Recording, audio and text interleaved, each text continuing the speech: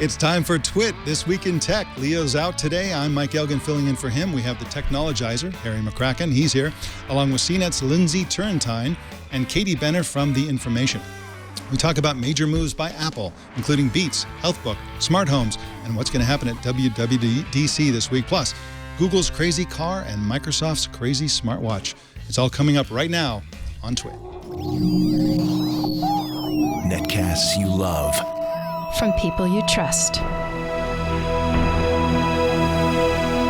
This is Twit.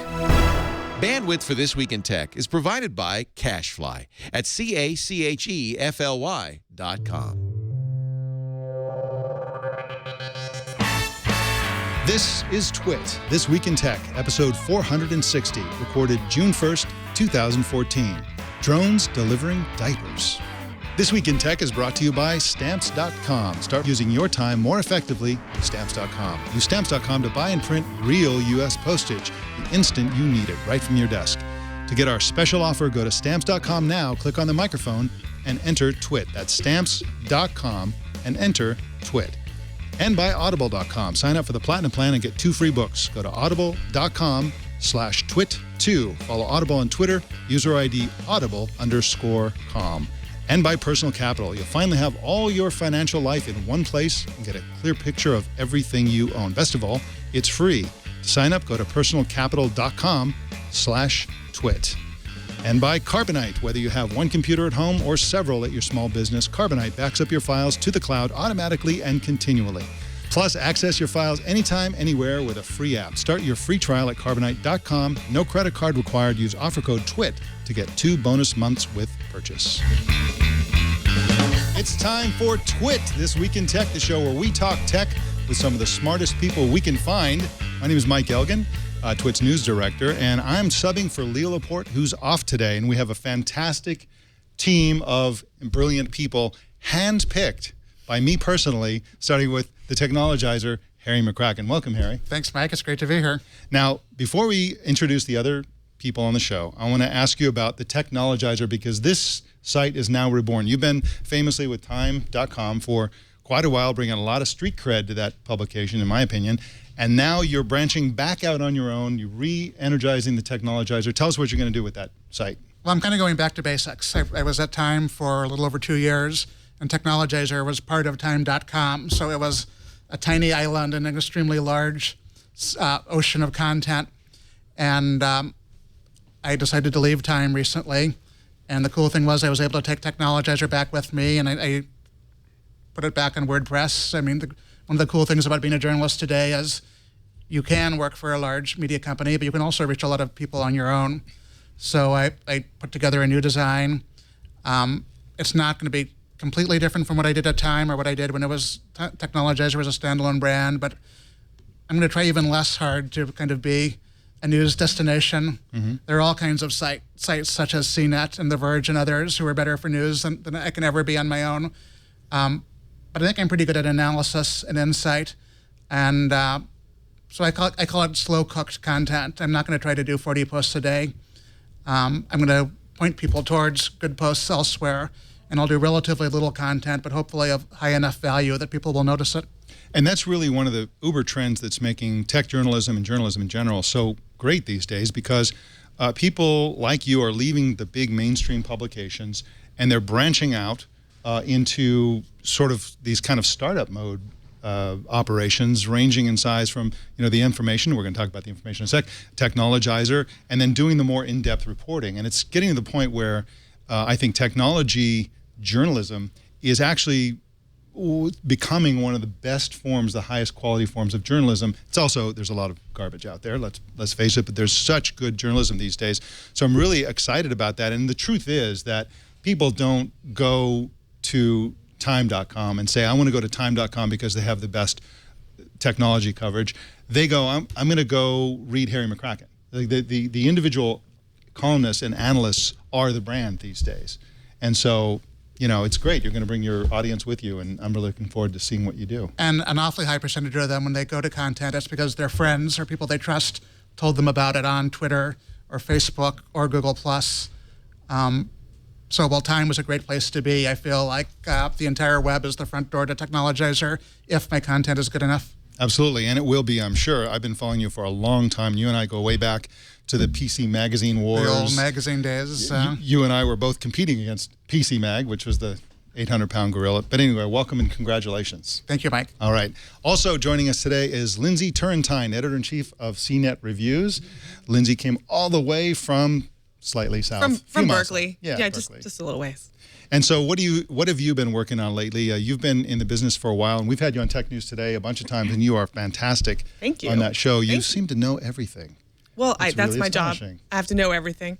We're working on a lot of exciting things. Some of the most exciting stuff that we've done recently is launch CNET in Espanol close to a year ago, getting close to a year ago, and it's growing and growing, and now is the largest tech site in Spanish. That's fantastic. In the U.S., which is really exciting, has been a fun project, and we're doing a lot of really interesting stuff about the connected home.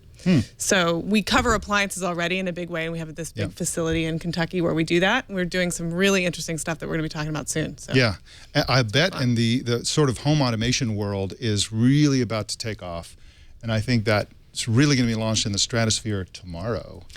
And we'll talk about that later in the show. But that's really exciting that you guys are all over that, because that's really going to be a major thing that all of us are going to be talking about. Yeah, it's over the next few years. Very exciting time. All right. Well, welcome to Twit. Thank you. We also have Skyping in all the way from San Francisco, California, a few miles south, Katie Benner, who's a reporter for The Information. Welcome, Katie.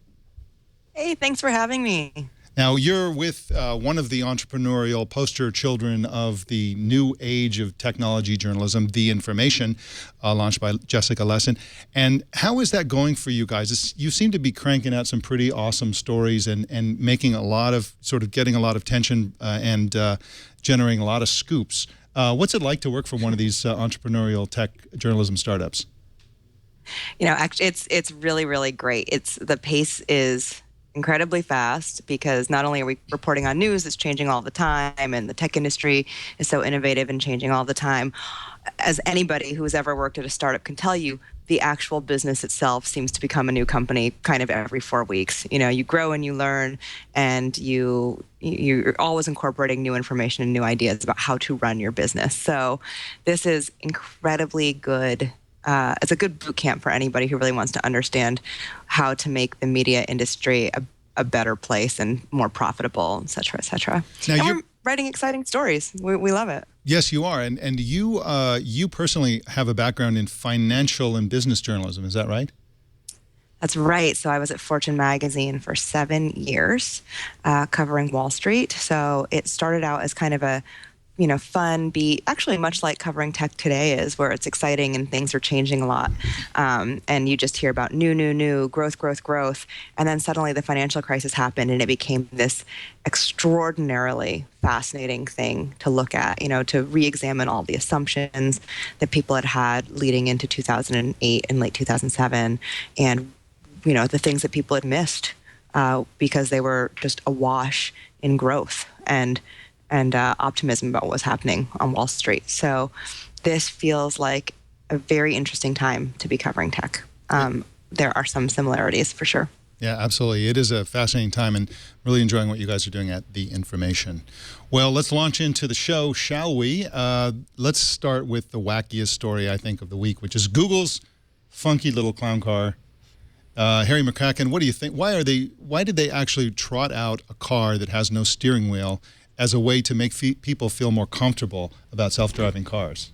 Well, I was kind of fascinated by it because a couple of weeks before that news came out, they had their first big event for their earlier self-driving cars, which were converted Lexus SUVs, which had steering wheels and brakes and everything. And so I thought I was up to date on what they were doing, and then it turned out that actually, no, they had concluded that that was really not going to work as a model for this, and they had been secretly building a car from scratch to be self-driving, which I have to say I haven't been in that yet, but one of the things that was comforting about being in the Lexus was because there were 2 Google engineers in the front seat. Licensed drivers, yeah. What a concept. And they frequently explained to us that the whole idea was whenever the car came into danger or something where you kind of did not want your car making decisions, no problem. There was somebody at the wheel who could take over in the blink of an eye and steer you through it. And of course, these cars are going to have, they're going to build 100 prototypes, they say, and those prototypes will have steering wheels and brakes, the kinds of things that you want to be in a car. And the video I thought was kind of disingenuous in a way. It has a single button. So in this particular prototype, you push a button and it goes somewhere. And you push a button if you want it to stop, if a squirrel runs out the road or something like that. And it's like, well, wait a minute, how do you even tell it where to go? Like, I understand that you can do this in a parking lot, but it just seemed like they didn't really raise the basic issues of how this thing works. They just showed how cool it is for people getting excited driving around in a parking lot. Lindsey, Turrentine, what do you think? Was this, they're obviously excited, but... Well, this is Google's way, right? To just start with an idea and kind of just throw it out there and say, start thinking about this, start to think about what this could be like and get people's imaginations going. And I think, Google is, at its very base, it's all about the data. So they're seeing a future in which data drives your car, you tell it where you want to go, and it just does all the thinking for you. I think that there's a very long list of cultural problems that Google has to get over, and they know that, so they're trying to start early. But the thing that I've been thinking about a ton is that, like, let's say that this gets used in a small capacity, right? And we start using these for essentially Uber. You call one and it takes you across the city, not on a 50-mile trip, but just to the grocery store. But what happens if you do need to take over at some point? And if this became a huge cultural norm, how do people get the hundreds of hours behind the wheel that they need to be able to take over safely when they have to? Yeah. Because I don't think we're all going to be in self-driving cars in 10 years. It's going to take a lot longer than that. Yeah, well, I tend to think that that it's going to be a kind of gradual thing. We're looking at super cruise control, Yeah, exactly. We've already got that to a certain extent. The high-end cars, rich people are much safer than poor people because they can buy one of these high-end cars. And if somebody slams on the brake in front of you, in fact, Vic Condotra, of all people, did a commercial for one of the big car companies. I don't know if you remember that, where he said, "Oh, this car saved my life because I wasn't paying attention, and the car in front of me slammed on the brakes, and the car automatically slammed on the brakes." Yeah, for sure. And so that kind of thing is actually easy to do relative to the self-driving car thing, because the self-driving car thing is all about maps and sophisticated maps. Yes, Google has completely mastered Mountain View, California. Oh, it's great in Mountain View. Yeah. But Luma, probably not so much. Yeah. And, we're talking about a couple of thousand, miles of road that they've mapped. And in fact, there are millions and millions and millions of miles of roads yet to map. And of course, lots of companies are working on this kind of technology. All the car companies are working on it. I personally think that this car has two purposes. The first is to show that you can't just slap electronics on the roof of a Lexus or a Prius. You need sensors down below. You need the whole car purpose-built for self-driving if you really want to do it right. And the second thing is, look at this thing. It has a face on it. Who can stay mad at this car? It's like, they're trying to make it so warm and fuzzy that when they go to, This is it's the opposite of the sort of muscle car experience that we all get advertised to us all the time. Yeah. And I think that's what Google's trying to go after. Like, hey, we're not trying to replace your amazing driving experience. This is functional. It's something that'll make things easier for you, and it'll be fun. Like, if you're not a person who loves driving, or you're a person who needs convenience and you want to just text in the car, you can do that safely because you won't be driving. Yeah, exactly. And of course, anything that the self-driving car does, you run over an old lady, you hit a dog, whatever it is that you do, whatever it is the car does, whatever it is Google's algorithms do, frankly, you're going to be liable. You're not going to, when these things hit the road, you're not going to be able to sit there and drinking scotch and playing backgammon and just like not even worry about what's going on. You're going to be liable. I know. That's the bad news. I think this is where the data comes into play, because I think that one thing that all of the self-driving car people are thinking about, Google especially, and then even some of the automakers, is how do we make this the norm? And I think the way they do it is by getting the insurance companies on board. So the insurance companies are very, very concerned about data. And if data can prove that it's cheaper and safer for the insurance companies, they're going to encourage more and more and more automation in vehicles. And so we'll be pushed along as a public to accept technology that we might feel is kind of icky right now, just because it will be cheaper. I saw a really fascinating speech given by Dan Geer, who's over at InQtel, and he's done a lot. He's just sort of one of these guys who thinks about big tech problems. And he was like, there will probably be a day someday, not now, but not too far away, where none of us will really be able to afford to own and drive cars that don't have some level of sort of extreme automation, because the insurers will demand it. Yeah. And so, Google wants to make this friendly car, and it's really cute, and they want us to convince us that we want to drive it, and the scariness, that sort of weird sci-fi Orwellian-ness of a self-driving car, we can get over it with the face. But in the background, they're also, thinking very hard about how to not just make us feel better about it, but to force us to do it in other ways. I personally want a self-driving car that has a sort of ventriloquist dummy-looking Johnny Cab kind of face there that's like talking to me and being crazy. I think that would make it all worthwhile for me personally. Yeah, would you like it to also speak out? I want a sofa in my self-driving car. A sofa, a dog bowl. Yeah. Sure. Yeah, I was very absolutely. disappointed to see that there wasn't more comfortable seating in this thing. I know. Put a bed in there or something. Put a Totally. a hammock or something in there. That would be great. The biggest like practical thing that I keep thinking about the self-driving car is, gosh, I work all the time. If I had a self-driving car, I wouldn't ever have a chance not to work. Right. Like right now, driving is when I just don't work. In fact, for you, I think you should get a self-driving office, because imagine if it was, you could go to you could drive to the other side of the country to attend a trade show or something and slave away the entire way. Have a desk in there. Nirvana. Yeah, No, it'd be fantastic. Oh, It's weird to be in a place where I can't do email and whatnot, which is what a car is for me. Yeah, exactly. Well, remember when airplanes were like that? Back, Right, yeah. I used to love flying because it was like, okay, nobody can call me. Nobody can reach me on, email or whatever. Those days are gone. Well, Google's up to a lot more than just self-driving cars. They have, according to reports, rumors, whatever you want to call it, they are working on Android TV to replace Google TV. Harry McCracken, what's the difference between Android TV and Google TV? Well, the rumors are a little fuzzy. I mean, it sounds like Android TV.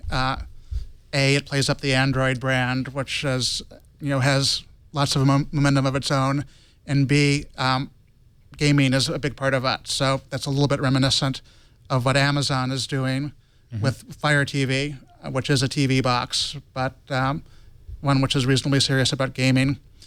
And depending how you count this is Google's third, maybe fourth attempt to come into the living room with a device, because there was Google TV, and there was Google TV 2.0, and there was the Nexus Q, which was that magic 8-ball looking thing, which I think they gave up on before they actually had anybody paying for it. Did anybody get that except Google I/O attendees? They gave it out at Google I/O, and then they sort of slowly decided that maybe it was not going to work after all and gave up on it. Of course, really they're only, depending on how you count, there are, I think, either 2 or 4 companies that have succeeded at TV boxes. Those companies are Roku, Apple with the Apple TV, and probably Microsoft and Sony with the Xbox and the PlayStation, which are both used hugely for streaming video. And other than that, there have been dozens, if not hundreds, of TV boxes which have come and gone over the years without really having any impact. Chromecast has been Chromecast, actually. very successful. Yeah. And it's limited, but it's I guess appealing. Chromecast has been successful. I think they managed to sell a lot of them, and I'm kind of curious how many are actually in use, because I know an awful lot of people who were like, right. this is incredibly cheap, I'm going to buy one. And how many of them stayed in use, I'm not sure. Yeah. So it seems to me that one of the fascinating things about these reports that we're hearing, again, these are all this information is not something that Google has announced, and it's something that I think some of us are expecting at Google I/O, which is not for some time. When is Google I/O? June? End of the month. End of the month. That's right. It's June already. End of this month. So June sanity. Almost a month. And one of the big differences between this and the Fire TV is the Fire TV is a product. You go to Amazon.com and you order one, and they send you a box, and it has gaming, and it has apps, and it has some other things that are associated with your Prime account, whereas this is a platform for other people to build a box, for other people to build a TV with this stuff built in. But what they have in common is a strong emphasis on games.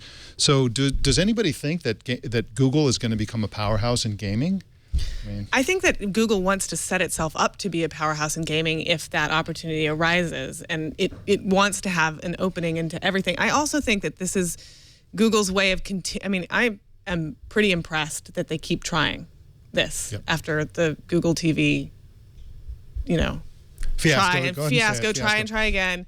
But the difference between the two, or at least the rumored difference, is that Google TV tried to marry the traditional television and then the streaming television experiences, and this is just the latter, right? And so it's really opening up a platform. If you can get people in to watch streaming TV seamlessly, and then once those games start to come over the internet and become more powerful, there's already that sandbox for it. Yeah, absolutely. And at Google I/O last year, you were there. I don't know if you went to Google I/O last year, but they were talking about, using Google Plus as the sort of communications medium for their coming game platform for Android. And I wonder how that's going to happen. Whether it's going to be Google Plus, whether it's going to be YouTube. Well, the latest rumors are that maybe moving forward, they're going to be less aggressive about Google Plus being the platform for everything, and maybe saying, Google has all these services, and we're not going to. Sorry, Mike. I know you like Google Plus. I do. We're not going to shove Google Plus into the face of people who don't necessarily want it. Yep. Well, yeah. I mean, that's essentially my. I guess it's somewhere between an assumption and a sort of an analysis of the situation, which is that Vic and Dotra really drove the Google Plusification of everything in the company, and from within Google, what that means is that no matter what division you were in, no matter what division you were in charge of, Google Plus was more important than you. And you had to change your product for the objectives of Google Plus rather than your own objectives. And so YouTube and so on. And I think that there's got to be, and again, I'm not a fly on the wall. I don't know what's really going on in Google, but that's got to be why Vic and Dotra left to a certain extent. He burned every bridge there was because he was the guy, going around forcing everybody to do stuff they didn't want to do. And so, I think that's the days of forced integration that's widespread and aggressive are definitely over. And it doesn't affect Google Plus at all. I mean, as a social network, who cares? Those things were all for the theoretical benefit of other Google properties. It might help Google Plus, given that among people who don't love Google Plus, it doesn't have a great reputation, partially because people think of it as something being forced on them. Yeah. If Google Plus succeeded because it was good, which it is in a lot of ways, it might be good for everybody. Yeah, absolutely. Well, Google is also having an interesting time in Europe these days because they often clash with the Europeans over a variety of things like Street View, car, and so on. The most recent clash is over the right to be forgotten. So some guy in Spain had some financial trouble years ago, and then fast forward, he cleaned up his financial act, and he got to the point where he was doing fine, and he didn't have, all this debt and so on. But when you searched for his name, you could find, he looked like a financial basket case, and it harmed his reputation. So he took it to court, and he won.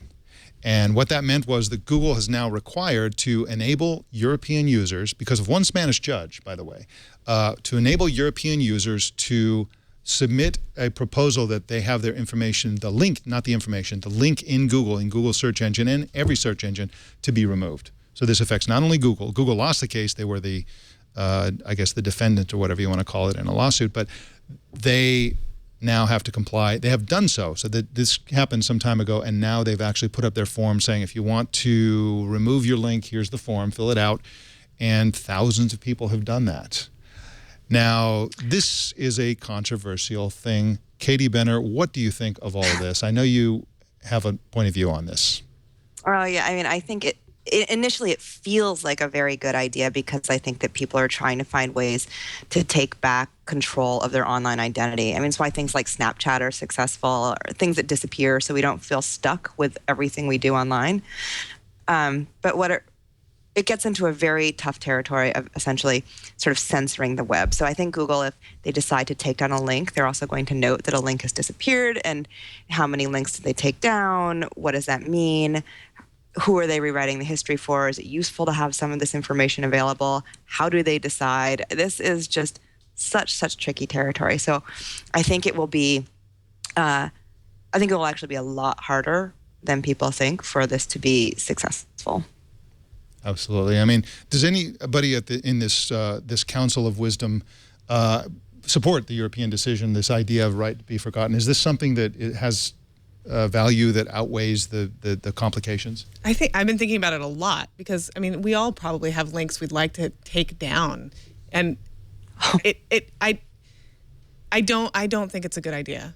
For one thing, I think that there's an entire industry that will grow up around it that will be, you'll find a consultant who knows the right language to use in the form and all of the right tactics to take to get certain things taken down, regardless of whether it's a good idea or it's really something that is, a link that's no longer relevant. And it doesn't seem like there are very good guidelines yet about what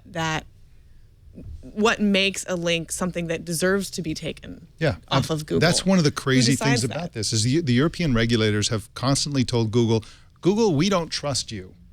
We don't trust you with your Street View car. We don't trust you with your, with you listing your competitors on your search engine. We think you're favoring yourself.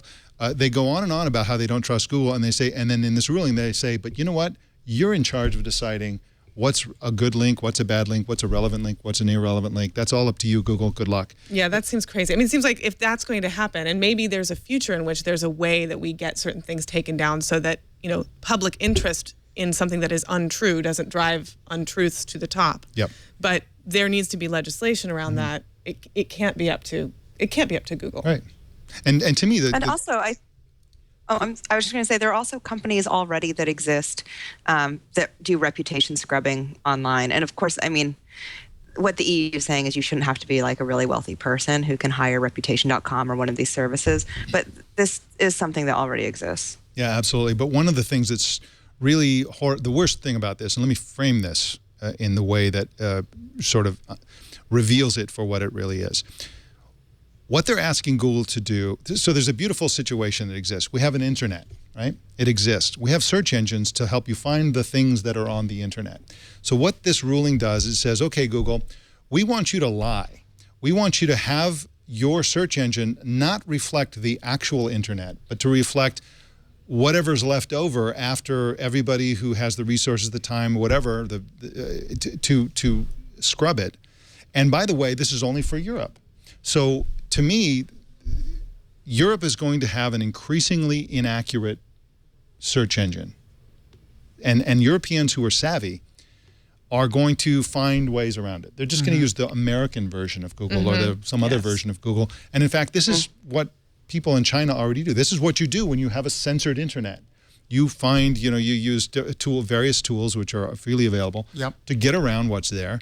And then again, it's another digital divide, isn't it? Because the tech-savvy people, the knowledgeable people, the educated people are going to get the real internet, and then the average person is going to get a censored version of the internet. It's an awful state of affairs, and I think Europe needs to revisit this and not just allow one Spanish judge to essentially wreck the internet for an entire continent. Yeah. And who decides what needs to be scrubbed? This is Europe. This is very European. This is the same, the EU, they regulate like the way that a tomato can look before it goes to the market. I mean, there's such an amazingly rule-bound, kind of hidebound place. So it's not entirely surprising.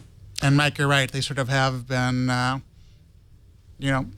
at war with Google for many years over all kinds of stuff. And I think it may not entirely be a coincidence that Google is this large company headquartered in the U.S., which has so much impact in Europe. And there have been all these attempts to create the European Google, none of which have really taken off. That's right, and they take a different tact, and the tact doesn't really work. For example, there was some years ago, the French government has these cultural sort of divisions or whatever you want to call them, and they were freaking out that Google was digitizing all the books and sort of kind of becoming this powerhouse in the future of digital books, and so they wanted to do their own, and it flopped, and that kind of stuff is hard to do by committee. You need billionaires to do that kind of thing. You need billionaires with Google Glass and Vibrams and private jets to do these things. You can't just do it by fiat. Well, we're going to talk about Apple. It's going to be a huge week for Apple, and there's lots of facts and also not so big of facts, rumors, if you might call them, about what Apple is going to be announcing at WWDC tomorrow. But first, I want to tell you about Stamps.com. Stamps.com is one of our sponsors today, and you know who goes to the post office and waits in line at the post office? Other people. if you have stamps.com. Going to the post office, slogging your way through traffic at the end of your workday, and then getting in line with a whole bunch of people just to send something or to send a package or whatever is just a terrible idea, because stamps.com will let you do all the post office stuff at your house. You can, especially if you have a small business, you want to do whatever it takes to make your business run efficiently.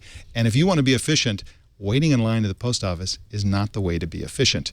It eats up valuable time you could be spending on growing your business. So you need to go to stamps.com. You can buy and print official U.S. postage for any letter, any package, and using what you already have, your own computer, your own printer, and then you just hand it to your mailman. It's that easy to do. Join the 500,000 small businesses that use Stamps.com and never have to go to the post office again. There are no long-term leases, no hidden fees, no expensive inks, nothing fancy. Stamps.com can give a small business a more professional look. So right now, use the promo code TWIT for our special offer, a no-risk trial. It's a $110 bonus offer that includes a digital scale and $55 free postage. So don't wait. Go to Stamps.com. Before you do anything else, click the microphone at the top, type in TWIT, that's Stamps.com, and type in TWIT, and you will thank Stamps.com. It's a fantastic service. Well, Apple is in the news. They, of course, are doing WWDC, and I think, Chad, don't we have an early look at, people are wondering whether they're going to launch a watch or not. We've got this early look at a promotional video. Roll it, Chad. From the very beginning of time, man has continually asked one question. Hur långt är det? ¿Qué hora es? Mías y du. This might not be official. What time is it? Today, we at Apple will answer that question. It is time for the iWatch. We found users constantly reaching for their phones to check the time, and that is the worst. So we figured, why not just strap it to your body? Introducing our magical new product, the iWatch. Now, not only can you check the time, but you can check almost any other alert that your phone could push to it. Wow. The iWatch uses its built-in Bluetooth 4.0 technology to wirelessly communicate with your iPhone. This way, you can answer calls with ease, even when your iPhone is in the other room. Syncing your iWatch to your iPhone happens all in the background with our iSync technology. All you have to do to set this up is pair your existing iPhone with your iWatch. Make sure the confirmation code matches, bump them together, then input the 16-character passcode into each of the devices. It's really that simple. Repeat after every charge. We have taken this iSync technology Sounds like a pretty good It product. needs to go. You can respond to text messages without your phone leaving your pocket. Resume your latest ebook with the flick of a finger. Catch up on the latest news headlines pushed directly to your iWatch. The design that went into the iWatch Suddenly he's Johnny is Ive. unparalleled. It's hard to believe that we could even fit a battery into this thing, but we did. And it will last you 1 entire hour. Stand by. You have never looked so attractive to the opposite sex. Yeah, it's that good. You can even use it when it's plugged in. You can charge it, listen to music, and sync it with your iMac, all at the same time. Gaming has never been more fun. Play your favorite games from your iPhone or iPad right on your iWatch. Every existing game is compatible? We've even added support for your made-for-iPhone controllers. Never be away from Minecraft again. But there is one more thing. The iWatch comes with a built-in GPS-aware pedometer. We take privacy seriously, and that's why we've granted a live stream of your location to the NSA. Stop complaining. You love the attention. Hey guys, hope you like that video. So, That's only slightly more silly than a lot of actual smartwatches which exist today. that's right. That's right. And speaking of which, everybody expects Apple to launch an iWatch of some kind, a band, something. They're going to do it tomorrow? No. Lindsey Turrentine? No, they're not. Are they going to even mention it? I don't know. I mean, I think that they're going to talk a lot about iOS 8. Yeah. And We've iOS seen the 8, posters. I would assume, contains some hints or some direction, and there's going to be something that we can sort of see in that experience, and some of the other apps and software that Apple will be talking about. They're going to be The rumor is that Apple will be launching a health book app that brings all of your various sensor-based health kind of data into a single Be like app. Passbook, maybe? Yes, very much like Passbook, but for whatever you're tracking on your smart watch. Yeah. So I would assume that there will be some hints in there, and I know that the Developers Conference program has a lot of the program, the later program, a lot of the sessions. The names are still blacked out. Right. So there will be something, but I don't think there's going to be hardware tomorrow. I really don't. I think they're really focused on developers this year. Okay. Harry, what do you think? What are they going to talk about tomorrow? I mean, I think that a new version of OS 10 and a new version of iOS are a given, and that's a lot to chew on right there. It sounds like HealthBook is real. Mark Gurman, who writes for 9 to 5 Mac, he's one of the few Apple reporters who, if he reports a rumor, you can't have 100% confidence he's right, but he's probably right. Yep. And he's written an awful lot about this stuff. I would expect some hardware, but probably not anything revolutionary.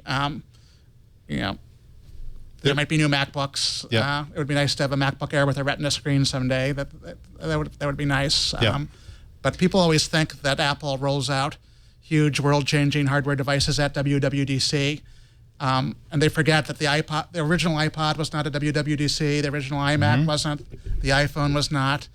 The iPad wasn't. Right. It's like the second or third device in that category they announced at WWDC, and I would expect something along those lines tomorrow. They don't want to steal attention from a major hardware rollout, and they don't want to mess up their supply chain either, right? So unless they're ready to sort of hit the ground and start selling something immediately, they're really unlikely to do it. Which they usually don't do in the summer anyway. I mean, they did it with the iPhone for a while, but the iPhone has slipped into the fall. And this is an event for software developers. And if you are a software developer and you write for Apple stuff, there's nothing you care more about than the next version of iOS or the next version of OS 10. That's right. And you don't care all that much, usually, about the specific hardware that it's running on. Unless it's something like a Retina display or an iPhone with a larger screen. Those kind of things do affect you, and you care about them. Yeah. One of the interesting things about the coming spaceship campus that they're building, I think it's the current deadline on that, and of course they're already tearing up the ground and laying the foundation for that and so on in Cupertino, is that they have an underground bunker where they're going to do all their announcements. And so we know they're going to launch, iOS 8 because we've seen the posters already. What's the name of the conference facility in San Francisco where they do this? Moscone West. You can just walk in there. They can't keep the public out of those, but the underground bunker is going to allow them to summon journalists within short notice, 2 or 3 days maybe, and then they'll be able to go on any schedule they like. They don't have to book it. And, Moscone, you have to book probably, a year or 2 in advance and so on. And those people will see that there is a mysterious event happening at Moscone West on a given week in June. That's right. And even if it doesn't say Apple, people often can figure it out. It's literally impossible to keep that kind of information secret. And Apple already does that, actually, at their campus. When they have a smaller event for journalists, they'll just bring people in. They have a facility. Little theater kind of thing. So that'll be interesting. One of you mentioned Mark Gurman. Mark Gurman broke the story this week that Apple's discussing iPhone payment service. Now, he doesn't believe this is going to be a topic of a discussion at WWDC. But they're talking about a payment service. What they're doing is they're talking to retailers about having a way to use your iPhone as it's a credit card. Now, Katie Benner, this is a kind of a no-brainer for me. I've been writing about this for a long time. That when are they going to do this? They have phones that have fingerprint readers on them. They have iBeacon, which is an indoor location system that's perfect for indoor retail. They themselves have innovated indoor retail stuff at their Apple stores where instead of going to a cash register, they don't have cash registers. They have people with blue T-shirts. And so you just walk up to the blue T-shirt and you buy whatever you want. And you walk out and they email you your receipt or whatever. That's how Apple wants to remake, I think, the world of retail. And they have everything they need to do it. And the one thing that they have that nobody else has is 800 million credit cards. They have 800 million iTunes accounts that have active credit cards associated with them, which makes them, to me, that makes them the #1 company that has the potential to dominate this kind of retail. Katie Benner, what do you think this is going to happen when they actually roll out some kind of mobile wallet system? I mean, I have no idea when it would happen, but I think it solves such a big problem for the retailers, that I don't think it would be very hard for a company like Apple, if they chose the right retail partners, to make this happen. Because at the end of the day, we have these phones and we can go online, but we're not necessarily shopping or buying online. There have been a lot of studies on this. Nobody wants to input all of that information into all of those tiny fields. And so if you can make shopping as easy as it is to, with your thumbprint, buy an app from the App Store, that would be great. And if you think about the Apple demographic, it tends to be pretty well heeled. So if they were working with, the Neiman Marcuses of the world, or name your retailer who really wants to move goods online, stores that simply just do not right now. We don't do a lot of mobile shopping. It would be a perfect solution. Yeah, we had Mark Gurman on Tech News Today this week and talking about the story. And he was pointing out and emphasized it in his article, that it's actually a really big problem, because each of these retailers has its own back-end system, and the Apple system would have to be compatible with those systems. So they have to go on a chain-by-chain basis. So as he points out, they're going to go for the big high-end chains, the Neiman Marcuses and so on. And they're not going to go for the Targets, and they're not going to go for mom and pop shops either. So they're going to have to start it with the big chains, establish what would amount to a standard, and hope, presumably, that the rest of the world sort of retrofits what they've got to support Apple when if this works. But it's a fascinating story to a certain extent, but it's also kind of a boring story, because this is inevitable. Apple, I believe, is going to do that, and this whole system. And if they didn't do it, they would be morons, because it's so lucrative. There's so much money involved. They need to do it soon, because they still dominate market share, for any single device anyway. Yep. But that has the potential to wane a little bit, right? Mm-hmm. As these become commodities, and a lot of people switch to Android, and there's so much choice out there that if Apple doesn't figure it out right now, and get it out there with the next iPhone, I think that then it's in trouble. So now's the time. Yeah, absolutely. I think it's been smart they've waited. Apple often does well because it swoops into a category after other people have failed. And like Google Wallet has not really gone much of anywhere. Square had a really cool app, which I think they've actually discontinued just because it's hard to get traction with these things, partially because credit cards are actually a really well-done way to make payments easy. And well, at least people are comfortable with them. Credit cards set the bar high, and it's not easy for a phone to be better than a credit card. It's actually quite difficult. Yeah. Yeah, it truly is. And I think that one of the things that, to your point, Lindsey, that Apple is going to do to sort of deal with the fact that hardware tends to become commoditized, and the competition is very intense, and the markets are very price sensitive, is this purchase of Beats. Now, right off the bat, was this a brilliant move or an idiotic move? What do you think? I think a lot of people think it makes no sense at all. I actually think that it's kind of a no-brainer, because what Apple does is it moves through these sort of pipelines. It'll launch a very glossy, high-end product for the well-heeled, as Katie said, and then over time starts to do it in more colors, starts to do it in smaller capacities. You saw this happen with the iPod, right? Like there was this huge, beautiful, expensive, fancy brick that then got smaller and turned into the Nano and a lot cheaper. Yeah. So Apple is approaching that with the iPhone, and is now, has multiple models and may have even more in the future. And it's becoming a commodity product that is easily paired with headphones. And it makes sense to put it together with a brand that is really widely loved with a lot of shoppers. Even if we all kind of know, or those of us who read about it, that and we test all these headphones, that Beats headphones they're just not the best for quality. They're not, but they're the best for brand, and Apple loves that. Yeah. And you wrote also, about this. I think that, yeah, go ahead, Katie. Oh, I was going to say, Jessica Lesson, my editor at The Information, she wrote a great piece also saying that one of the things that Apple has to do because of the commoditization effect on the phones is that they have to kind of keep things new and cool and make people want to come. And so by bringing Jimmy Iovine on board, they have somebody who can do sort of amazing deals with the record labels. And who knows, I mean, that could be, who knows what form it would take. It could be free music or the right to share music or something else we don't know in terms of in the entertainment space. But he is a very good deal maker. He's worked with Eddie Q for like 10 years. You know, they've known one another for a long time. He could be a good cultural fit there. And that would actually bring to Apple sort of an intellectual property and a steady stream of great entertainment that a lot of other brands don't have. As Eminem would say, you forgot about Dre. Is he a good cultural fit with Apple? I won't make you answer that. So, please.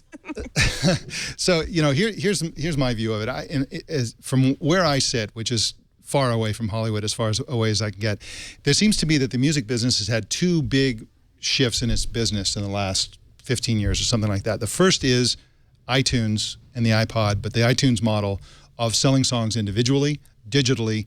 And this has a positive benefit for the music industry and what they considered a negative benefit. The positive benefit is people are actually paying for music instead of stealing it, which is super easy to do.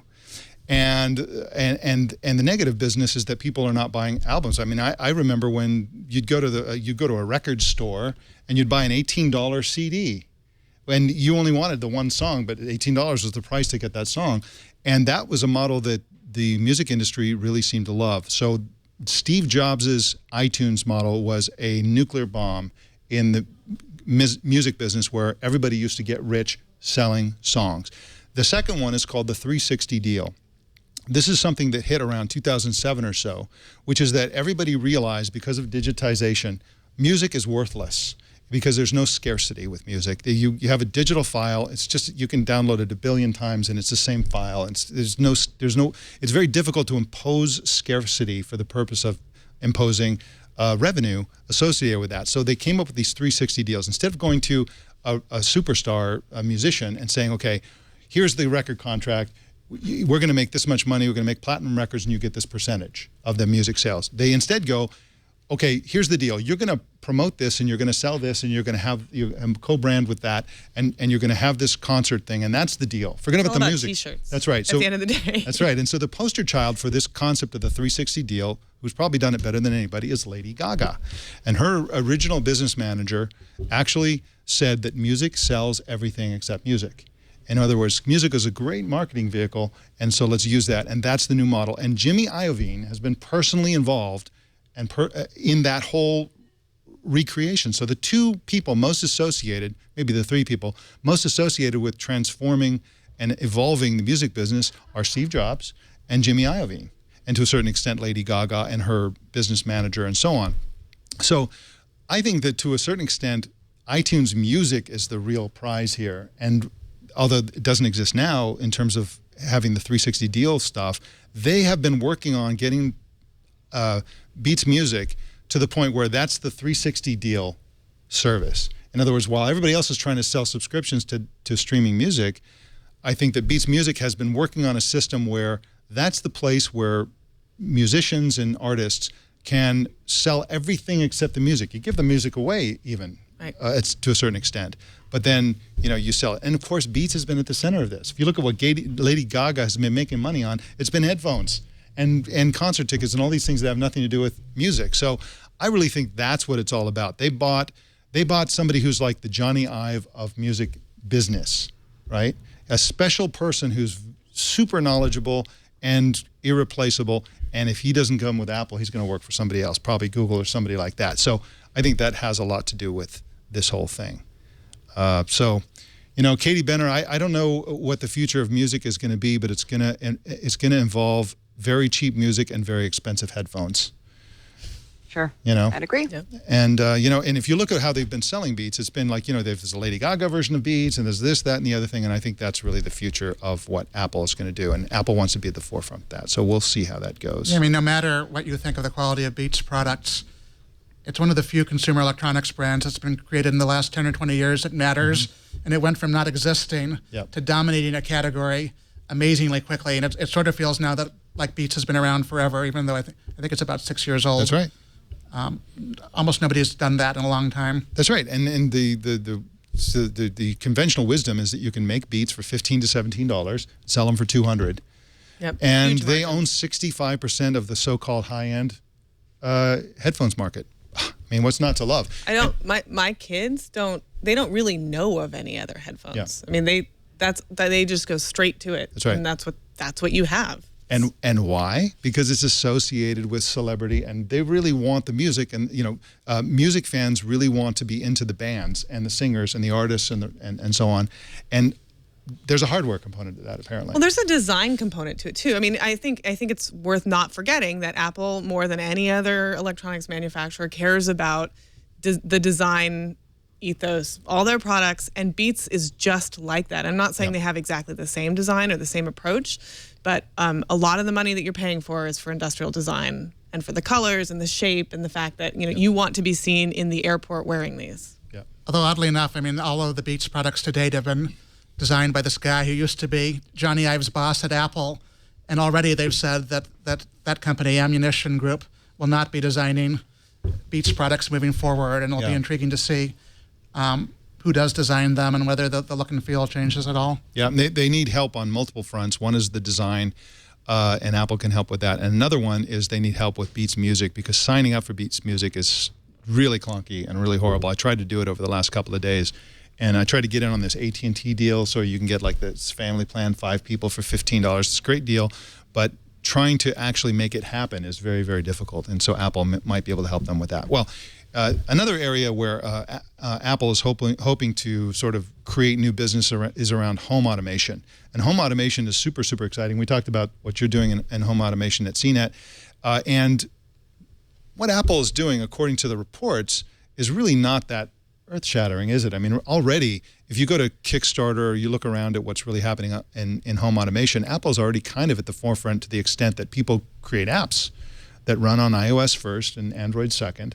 And so they're already kind of a accidental leader, and they're trying to get in front of the parade a little bit. So, but what's still, going I think. On here?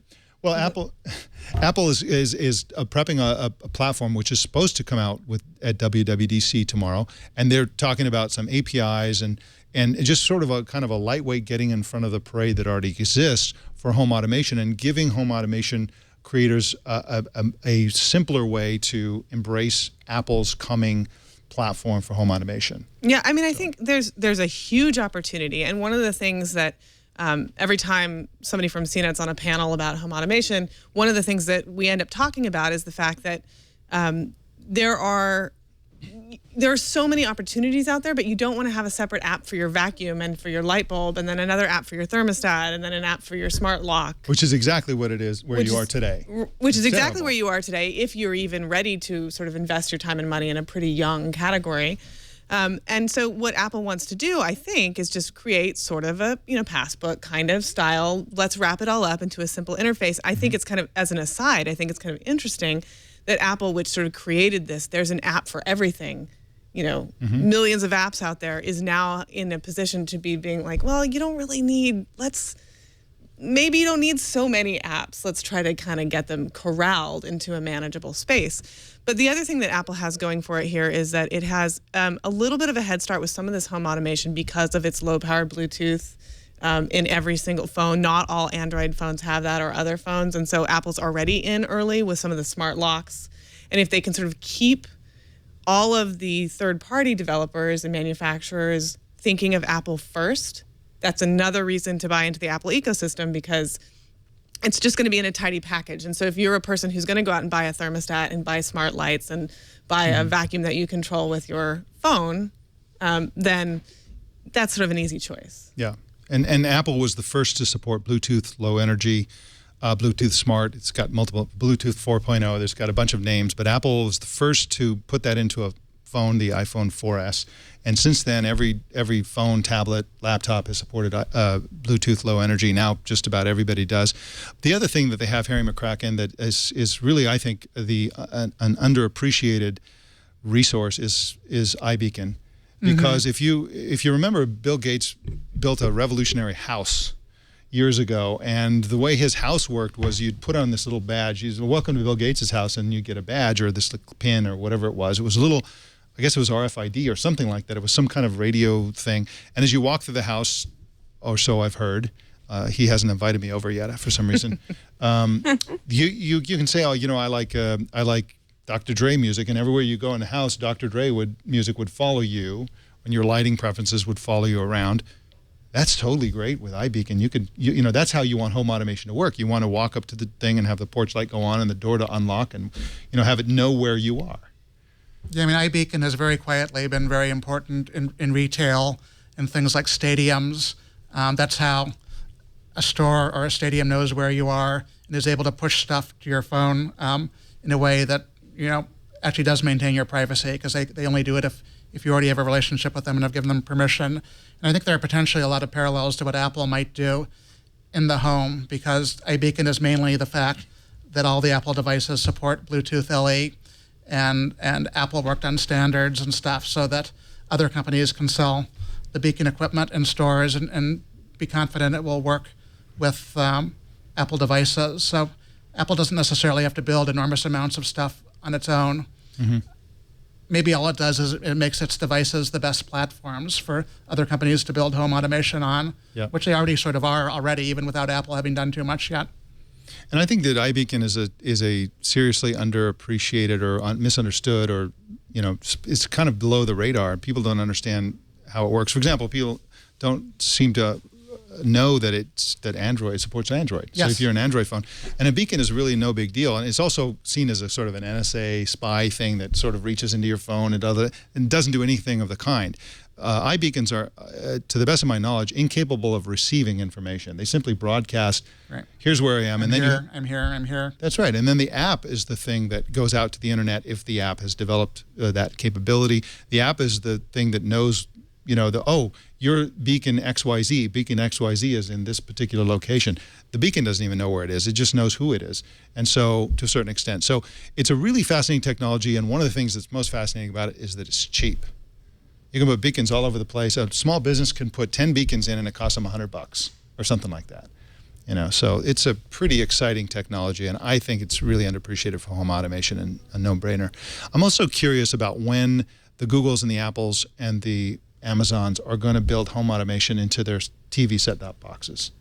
Seems like an obvious place. It seems so. If I think, and this is just pure speculation, but if Apple is actually developing a television, wouldn't it make sense for them to start with one that's sort of small and beautiful in the way that, you know, a Mac Pro screen is, or you've got the sort of Retina, and then all of this home automation technology built right into that interface, into that television. So the first place you would think of putting that is in your kitchen, or some place where you would you would already go to sort of check in and see what's up and who came in the back door when, and are my back porch lights still on, and all of that sort of built into a sort of a smaller screen that's really beautiful and something that you want to be part of the decor of your home. It might make a ton of sense. Yeah, absolutely. Well, in just a sec, we're going to look at the latest outrage by the NSA and what they're harvesting now. It's going to be exciting. Can't wait to talk about that one. But first, I want to tell you about Audible.com. Now, Leo Laporte always says that he's been an audio listener for a long, long time. I think I was an Audible.com customer before he was. I think I signed up in the year 2000. Believe it or not, when Audible was actually a hardware device. You were in high school, Lindsey. It was actually it was a hardware device that you would buy. It was this weird teardrop-shaped thing, and I remember I actually demoed it to Regis and Kathy Lee back in the year 2000. And ever since then, I've been an Audible.com listener, and it's a fantastic service, obviously. Audible has 150,000 titles to choose from. It's the world's largest selection of premium audiobooks and spoken word content. And to me, it's a no-brainer. Stories are an oral medium until very recently, and to be read to by a professional actor, to me, just is a source of joy and wonder, and enables me to do the dishes and still learn something. And I really love it. Now, we have a special offer for This Week in Tech.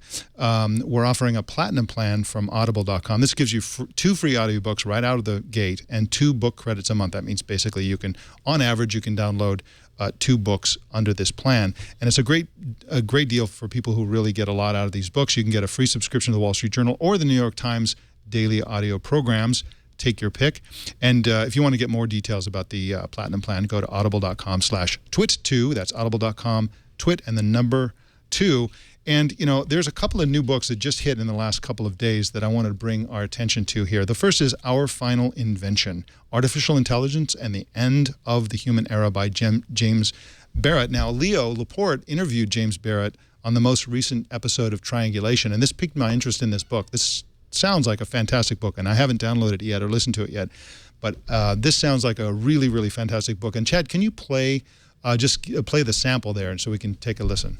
Being suspicious of AI was painful for two reasons.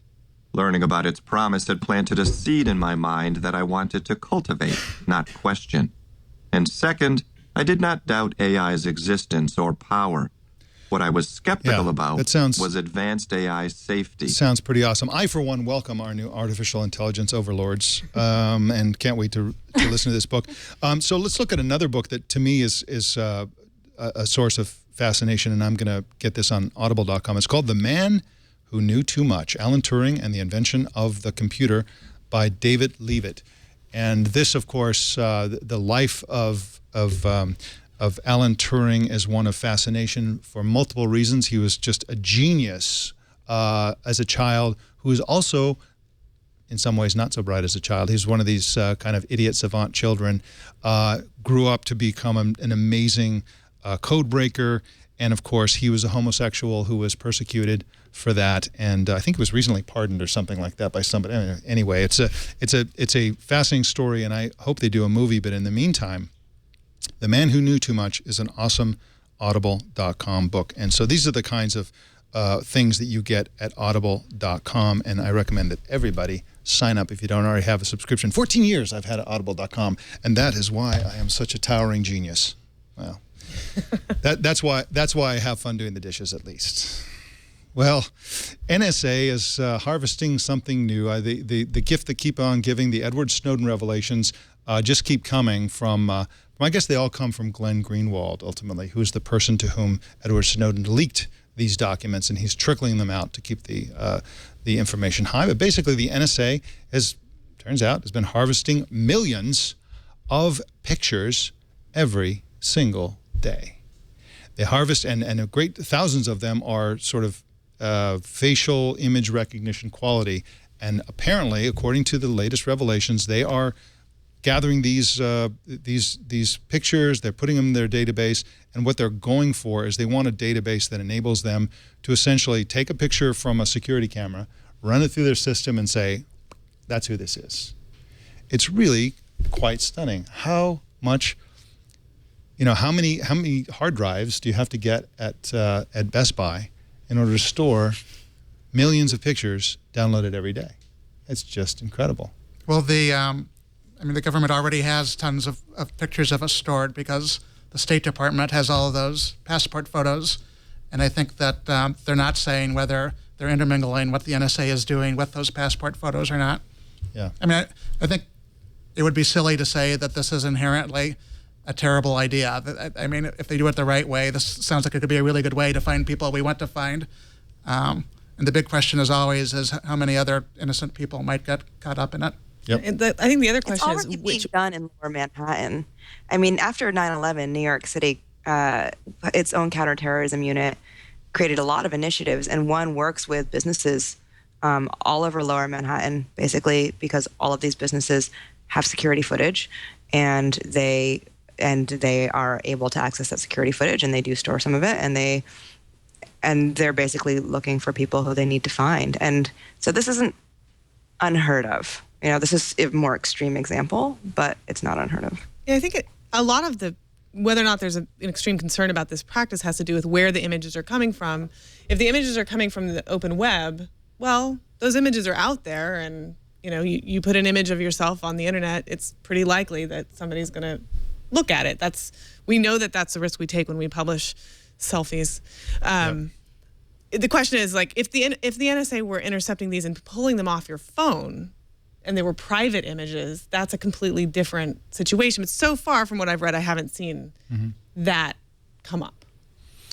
Well, the revelations started with one of the first revelations, this first or second one, was about PRISM, which is about, the NSA essentially finding ways to tap the internet connections coming and going from the likes of Google and Facebook servers or data centers, and that stuff all has pictures in it. I mean, if you look at Facebook alone, I don't know how many pictures are uploaded to Facebook every day, but it's an astonishingly high number.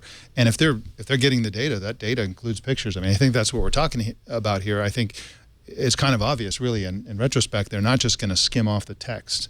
I mean, you might think they would simply because of the scale of this thing, but they're not worried about scale. There's an interesting controversy within Utah over the NSA's Bluffdale, Utah data center, which is supposed to be just massive. And the scandal is that there are political actors within Utah state politics that are opposing this kind of mass surveillance, and they want to shut down the NSA by cutting off their water. A data center like that needs massive amounts of water for cooling. And so there's been a political fight within Utah to shut off the NSA's water. They're probably going to fail. But that's one of the interesting things about this whole scenario, which is that a national organization like the NSA has to exist in a state or Washington, D.C. And so they need resources from state governments. And so that is an interesting way to sort of put the brakes on NSA. We'll see if it goes anywhere. But this whole story of the NSA collecting images is the outrage du jour. And Harry McCracken, we were on Tech News Today, and I think we talked about the book No Place to Hide, which I think I had just started it when we were talking, and I've recently finished it. And that is a fascinating book. That was really an incredible book because he not only goes in and details the sort of story about how he was contacted by Edward Snowden. He kind of blew him off as a hack for many months because Snowden wanted him to install encryption. He's like, I don't have time to install encryption. And then the whole hotel room thing when they did the video and all that stuff, Glenn Greenwald was the person sitting there interviewing him. And then there's the whole sort of cop and robber chase thing. And then at the end, he gives the most fascinating parts of the psychological effects of surveillance on the public, which is that if you know you're being watched, you change your behavior. And that's the thing about, the argument in favor of the NSA is they're not, if you have nothing to hide, it's okay. Don't worry about it. But the fact that we now know that they're surveilling us makes people, stick to what they call, social norms of behavior instead of experimenting with things, trying things, and so on. So that's a fascinating book. Did you come out of it liking Glenn Greenwald more? I find him I admire him in some ways. I also find him to be somewhat grating because he spends so much time complaining about anybody and everybody who does not agree with him on everything. Yep. And I have not read the book partially because I'm a little intimidated by spending so much time with Glenn Greenwald. Yep. He is and that's one of the, I guess his personality in general is why Edward Snowden picked him, because he's a bit of a bulldog, as you point out. Yes, and I remember actually when Time did not name Edward Snowden as Person of the Year, Glenn Greenwald was appalled and said so incessantly. We named the Pope, who I think there was also a good case for. Yeah, the Pope is an unusual character as well, just like Glenn Greenwald and Edward Snowden. But Glenn Greenwald is, as an editorialist yourself, you would appreciate. I think you'd come out of it with a similar view that I did, which is he makes a lot of good points, and it's definitely worth reading. He makes some faulty points as well. He's got some bad reasoning in there. For example, he's been in debates with people who say, surveillance is not, that big of a deal. And so he's challenged them, okay, so why don't you tell us your phone number and your credit card number and all that kind of stuff. That's a bad argument, just from an argumentation standpoint, because there's a difference between the revelation of data that will have a 100% chance of being exploited in a negative way, which is when a person who's in favor of the NSA publicly gives their personal information, and the NSA when they're harvesting things, and chances are, nothing that outrageous is going to happen. That's apple and oranges. That's a bad argument. But the rest of it is so interesting. I just think it's worth reading, even if it is a flawed account. It's the best thing we've got, and it's really there are few books that have that many revelations, that much information about how the whole thing works. When all is said and done, I think he's a force for good. Yeah, I have to admit that I came out of it with a greater respect for Edward Snowden, about whom I've been on the fence. And I thought, he's kind of a shameless, self-aggrandizing whatever. And then at the end of this book, I thought, he's a I guess the way to put it is that he's a more laudable person than I thought. What he's doing is braver than I thought it was, and a little bit more selfless than I thought it was. And so I came out with a better view of him, probably an identical view of Glenn Greenwald, who I like. I mean, that's the whole point. You have somebody with strong opinions, and you can oppose them with opinions of your own, and he will attack you in the social media. So it's all fair.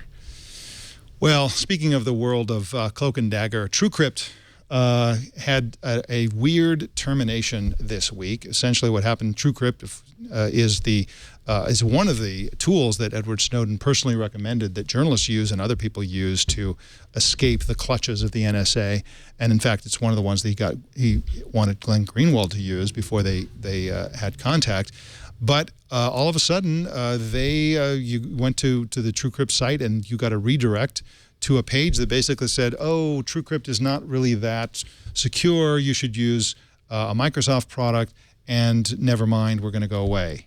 Goodbye. This is a weird thing, and everybody thought it was a hack. But it turns out that it may not have been. This is just one of the most bizarre things I've ever said. But I guess one of the I've ever read. So, but one of the things that I wonder about is, does this make open source projects look bad? I mean, especially after Heartbleed. I was going to say, Heartbleed, I think, did that. Heartbleed did that, and now this is doing that. And, it turns out, nobody was, I don't think they got a lot of attention. It was a tool. People used it, or they didn't use it. They knew about it, or they didn't know about it. Now we know all about it, and the developers were anonymous. We don't even know what country they're in. We don't know if there's one of them or 100 people. We don't know if they work for the Chinese government. We don't know anything about. And we don't know what their motivations for maintaining something. So let's say this is just as simple as they found a flaw that was so big. They do this in their spare time. There's no way they could tackle it in a responsible way, and they just walked away. Even if it's that simple, well, there's no safety net there. Yeah. There's no accountability at all, like you said. Yeah. On the other hand, I mean, if a program does have flaws, I want to know about them, and I'm far more likely to know about them if it's open source. Yeah, that's true. That's the good and bad of open source. People can look inside of it. Well, there's a group of people who are security researchers who want to continue TrueCrypt, and right now they're trying to see if they can get the rights to do that, as I understand it. And if they do, then they can sort of do a fork of TrueCrypt and bring it forward and have something like this continue. But it really raises the point that there's not a lot of choice in this kind of encryption, this kind of disk encryption. There really should be a lot more offerings out there that people can choose from. And we talked to Steve Gibson, who's the co-host of Security Now, and of course has been in the industry for a long, long time. And he said he started to write something like TrueCrypt to do exactly that. And then he stopped because TrueCrypt was so good that he didn't think it was necessary, and he's now threatening to bring that off the shelf and keep developing it. So maybe that's another challenge with open source, is that unless an open source project is adopted by a company that's aiming to really make a profit, there's not much incentive for competition. Mm-hmm. And so it's hard to get redundancy built into an ecosystem if there's just sort of one open source product that takes care of everything. Yeah, exactly. I think the chat room is going nuts right now with TrueCrypt conspiracy theories. I felt like I should note that. This is obviously a topic people are very interested in.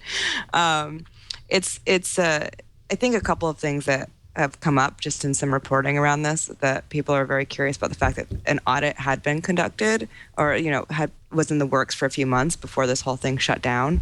And people are wondering if that has anything to do with it. Professor Green, who's doing that audit, I think obviously had very good intentions for it, but people wonder what's happening there.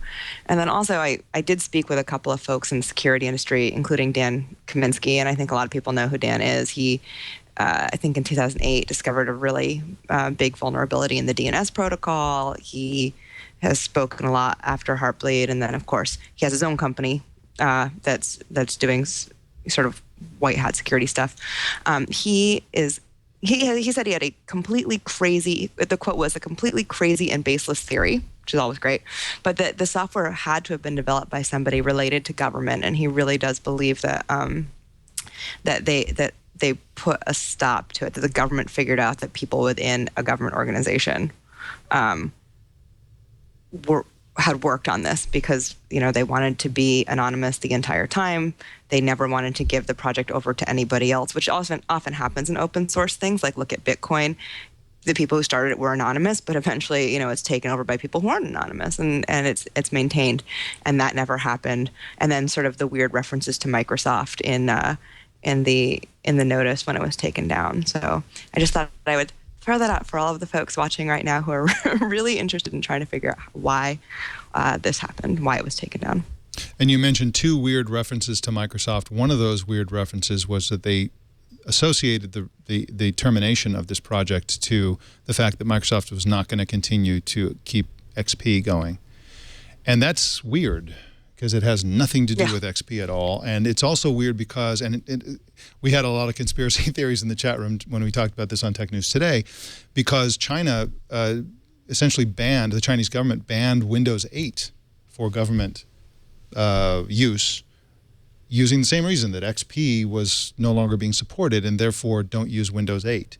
And I guess the idea was that, in 15 years they won't support Windows 8 and we'll all still be using Windows 8 by then. And, totally bizarre reason to do anything.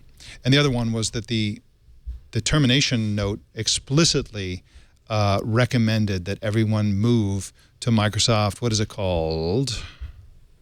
I forgot what the name of it is, but Microsoft's encryption having is it BitLocker? BitLocker, that's it, BitLocker.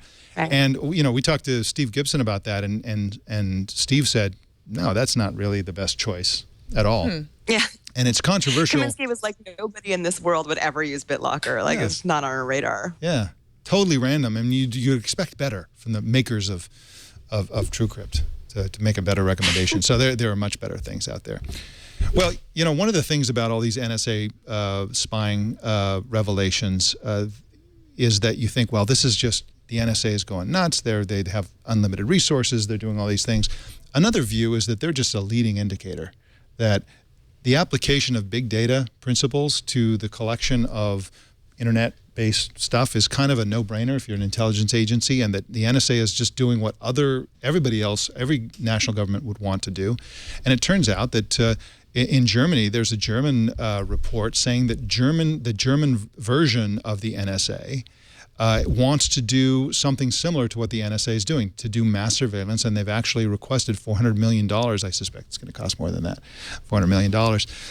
But they want to do something similar. And of course, we've seen the allies of the United States, Britain, Canada, New Zealand, the English-speaking, Australia, the English-speaking countries, essentially, who are all working in concert on a lot of this espionage stuff. But I think we're moving into a world where pretty much what the NSA is doing is a version of what everybody wants to do and will do, simply because their job is intelligence. And if the data is there, why not harvest it and store it? Well, certainly. I mean, I think that if you're in the intelligence community and you're not doing, I'm not making excuses for this, but if that's your job and your goal is to find all the information, you're going to do whatever you can to achieve that, and maybe get a little too far away from the big questions about why we're doing it and whether it's the right thing to do. But you had better bet that other that China's, I'm sure, of course they're doing this. Yep. I would be shocked if they weren't. And in fact, I think there were quite a few people out there when all the NSA revelations started to come out who were, and I'm not sure this is a good thing, but the reaction was sort of like, well, are you surprised that the government is looking at your data? Didn't we all think that was happening anyway? So I don't know. I think that it's not too surprising to hear that other countries are trying to do the same thing. Absolutely. And of course, the other thing that's interesting about this from a kind of, I guess, a political science perspective is that it's kind of giving espionage a bad name. What's wrong with espionage? We want our government to have information. Let's take an extreme case like North Korea. You have two choices. You can have espionage and learn things about what they're doing with their missiles and their rockets and their nuke program and their labor camps and all that stuff. Or you can voluntarily choose to have no idea what they're doing. I mean, those are really the options. And so we have espionage to spy on other countries to find out what they're doing. And of course, this whole wiretapping communications thing goes way back. Back in the Cold War, the United States used to send submarines down to the bottom of the ocean and clamp these sort of like special purpose devices onto their underwater cables. And we'd listen to phone calls within Russia. This was probably in the 50s and 60s and 70s that the United States used to do this. There's they used to wiretap telegrams, the telegraph system, and it turns out that the United States had this special. The NSA, in fact, had a relationship with all of the major telegraph companies to hand over data. It's just like today, and so this kind of thing has been going on for a long time. The problem with the NSA spying is that it's, in my opinion, clearly unconstitutional. To harvest the data of people before they've been suspected of a crime and everything, just do it preemptively, is a violation of the Fourth Amendment. Yeah, well, and history tells us that when we start to surveil our own people, especially people who are presumed innocent, that information gets misused over time. It just does. It's the nature of power, is to find a reason to use those for the unintended purposes. Yeah. And today they can do it at scale. I mean, like spying on one telegraph, probably not that huge a deal. With the internet, it's just about as easy to spy on everybody as it is to spy on one person. And so, by definition, people who deserve their privacy are going to get caught up in it. And that was not true in the old days. Yeah. I think that this, first of all, when I read this story, I was really actually shocked that Germany was so far behind. Yeah. Because I think it's been well documented that China, Iran, Israel, they're all doing what the NSA is doing and more. I mean, some would say that China's doing more. So I thought, okay, well, maybe Angela Merkel was just really upset that she can't listen on other people's cell phone conversations. She's going to catch up. But I think that all of these conversations have been really important, and Snowden has been very important. I talk to a lot of people who work in the security industry all the time, folks, from places like Palo Alto Networks, as well as security researchers and hackers, and they really do believe that this is a conversation that had to happen around the NSA, but that there was no motivation for it to happen. Nobody wanted to be the person to force the conversation, and the debate is going to change. I mean, this debate that we have with all these like ongoing revelations and more news coming out of Glenn Greenwald / Edward Snowden, and news stories like countries like Germany saying we need to start doing these things too. You'll see the security industry change and start to acknowledge and have to take into account our constitutional rights, which just hadn't happened since 9/11. I mean, there was kind of an after the terrorist attacks, like it changed the conversation, and so we're going to see the pendulum swing back again. One of the things that again, espionage in general, in principle, can be a very, very good thing. And I think clearly with the NSA, the problem is a lack of oversight. One of the shocking things we learned from the Snowden revelations is that any analyst within the NSA above a certain level can simply call up an application and search everything, like searching Google. Then maybe they suspect their girlfriend is doing something, and they can just call it up and find out everything there is to know about this person. They absolutely can do that, and there's no checks on that. There's no external oversight, and there's not a whole lot of internal oversight within the NSA as well. So it's a really fascinating thing that we're all going to have to deal with. And of course, it raises the question: are non-Americans protected by the Constitution? Is it okay to spy on people as long as they're not American citizens? And I think the world has been shocked by the conversation we're having in the U.S. This is unconstitutional. It's okay to do it for Germans. You can spy on Germans, just don't spy on me. So that's kind of an interesting development. So, it's really it's a fascinating thing and I hope these revelations keep coming, because we really want to know a lot more about what's happening, and it's a great data story as well. The scale at which this thing is happening is just absolutely astonishing. So we'll keep an eye on that. Well, we're going to talk about what Microsoft is doing in just a sec, but we're going to take a break, and I want to tell you about one of our sponsors today, which is Personal Capital. One of the biggest barriers to getting ahead with your finances is understanding what's going on with your finances. How much are you really spending on everything? How much are you really saving? Are you on track with your retirement? Are you on track with your kids' college money?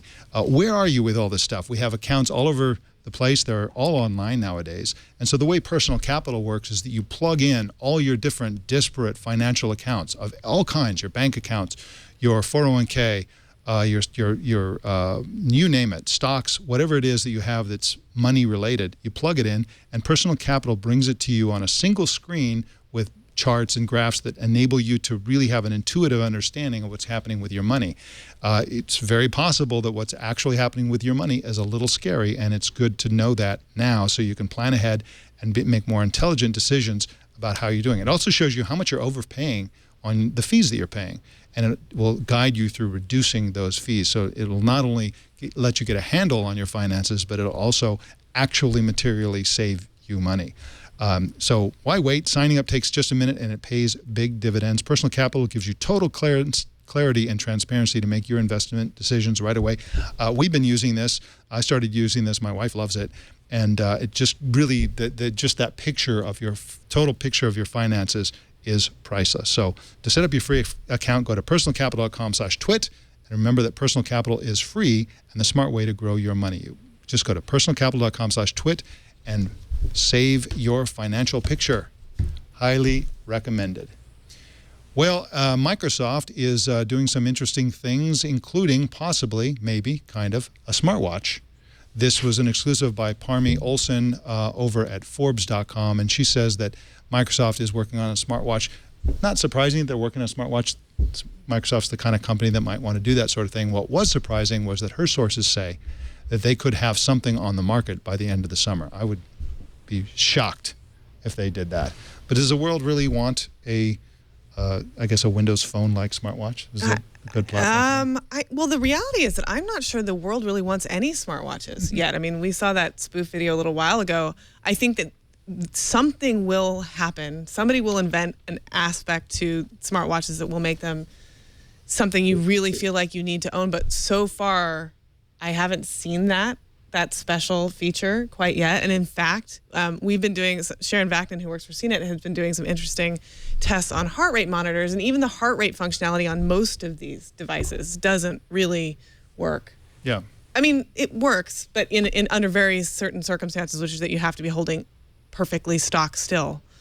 And even then, they're not as accurate as, an EKG or a chest-based heart band. So it's so young, is what I'm saying. So if you actually die, early. It's very accurate. It will say you're dead because you're holding still, right? So yes, you have to be holding. Yeah, I mean, it'll say 0, which would be accurate. Okay. Yeah, that's right. I've been kind of stunned. We keep hearing about this revolution in biometrics, and everything is either a heart monitor or a pedometer. It's like enough already. Right. My watch, my all phone. that you can do.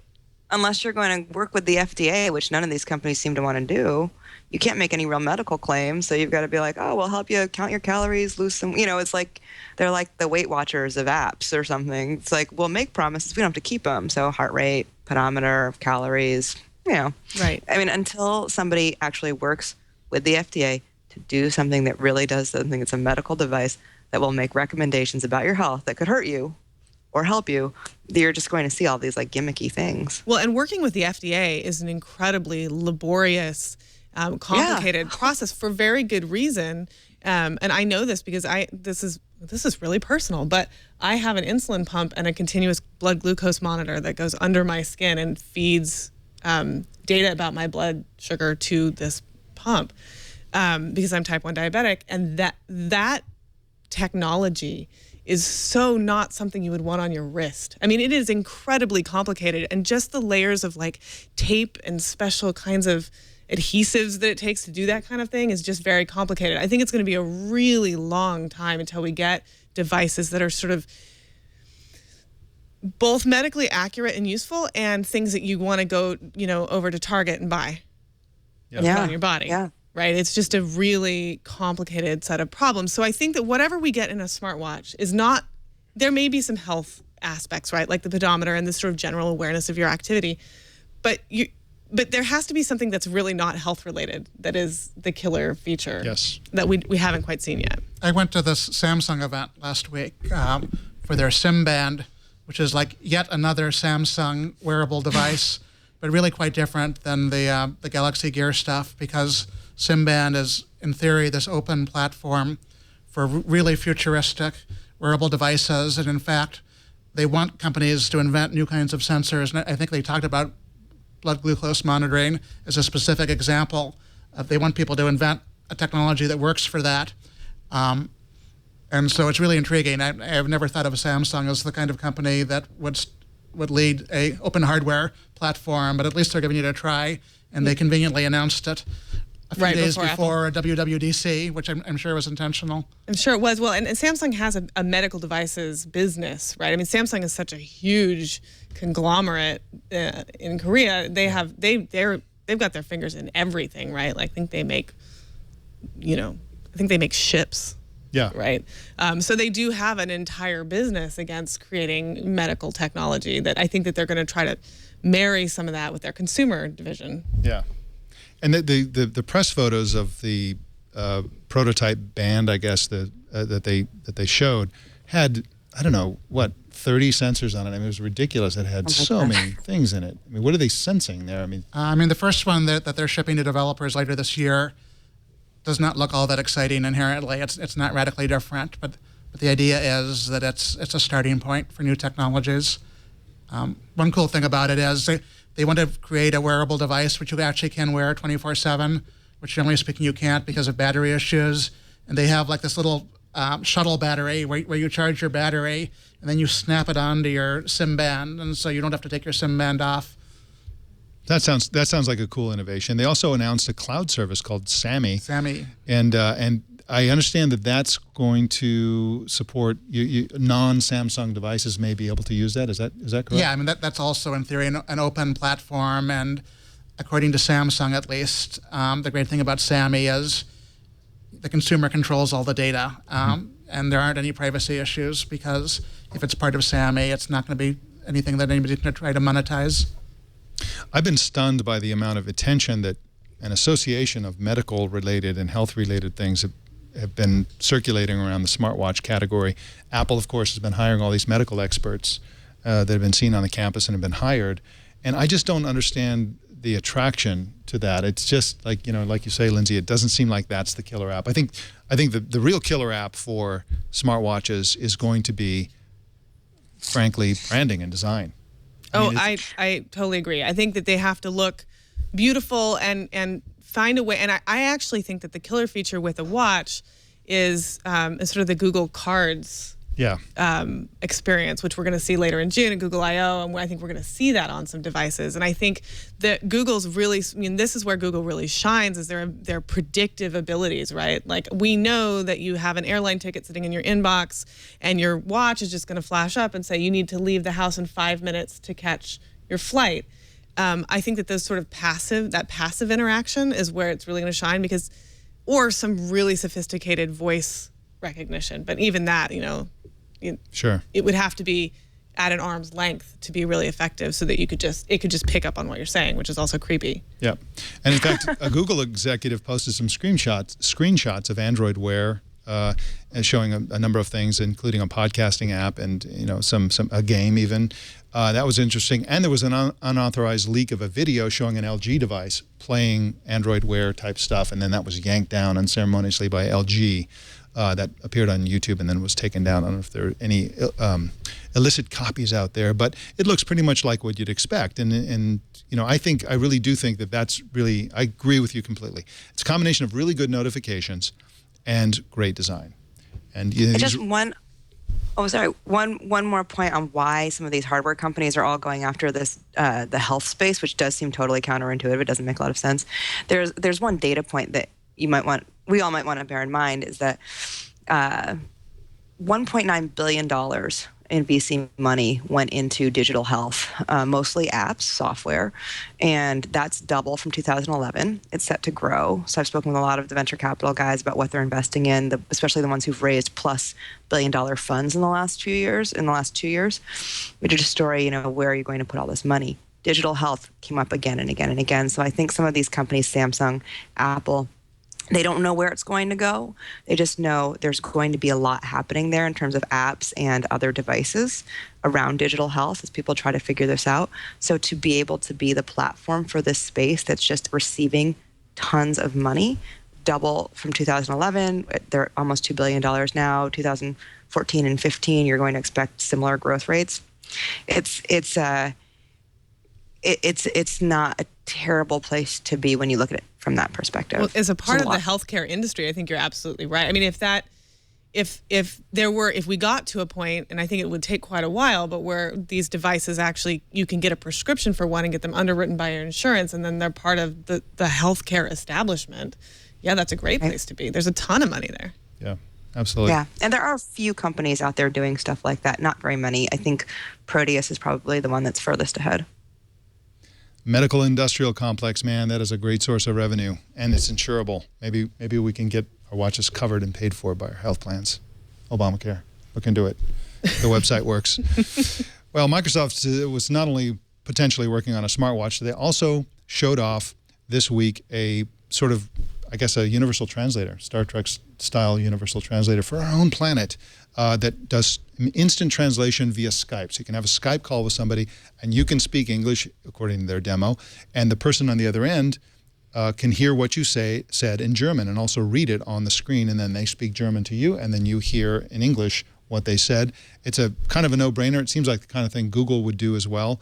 But this is fantastic technology making the world a better place, unless there's something about it that I don't. I watched the demo, and of all of this, conversation about wearables and iBeacon, this is the thing that got me the most excited this week. I found it just amazing. And even, I'm sure there's a long way to go. I mean, this is one demo with just German and English. And I thought it was funny that they picked those languages. English, but German?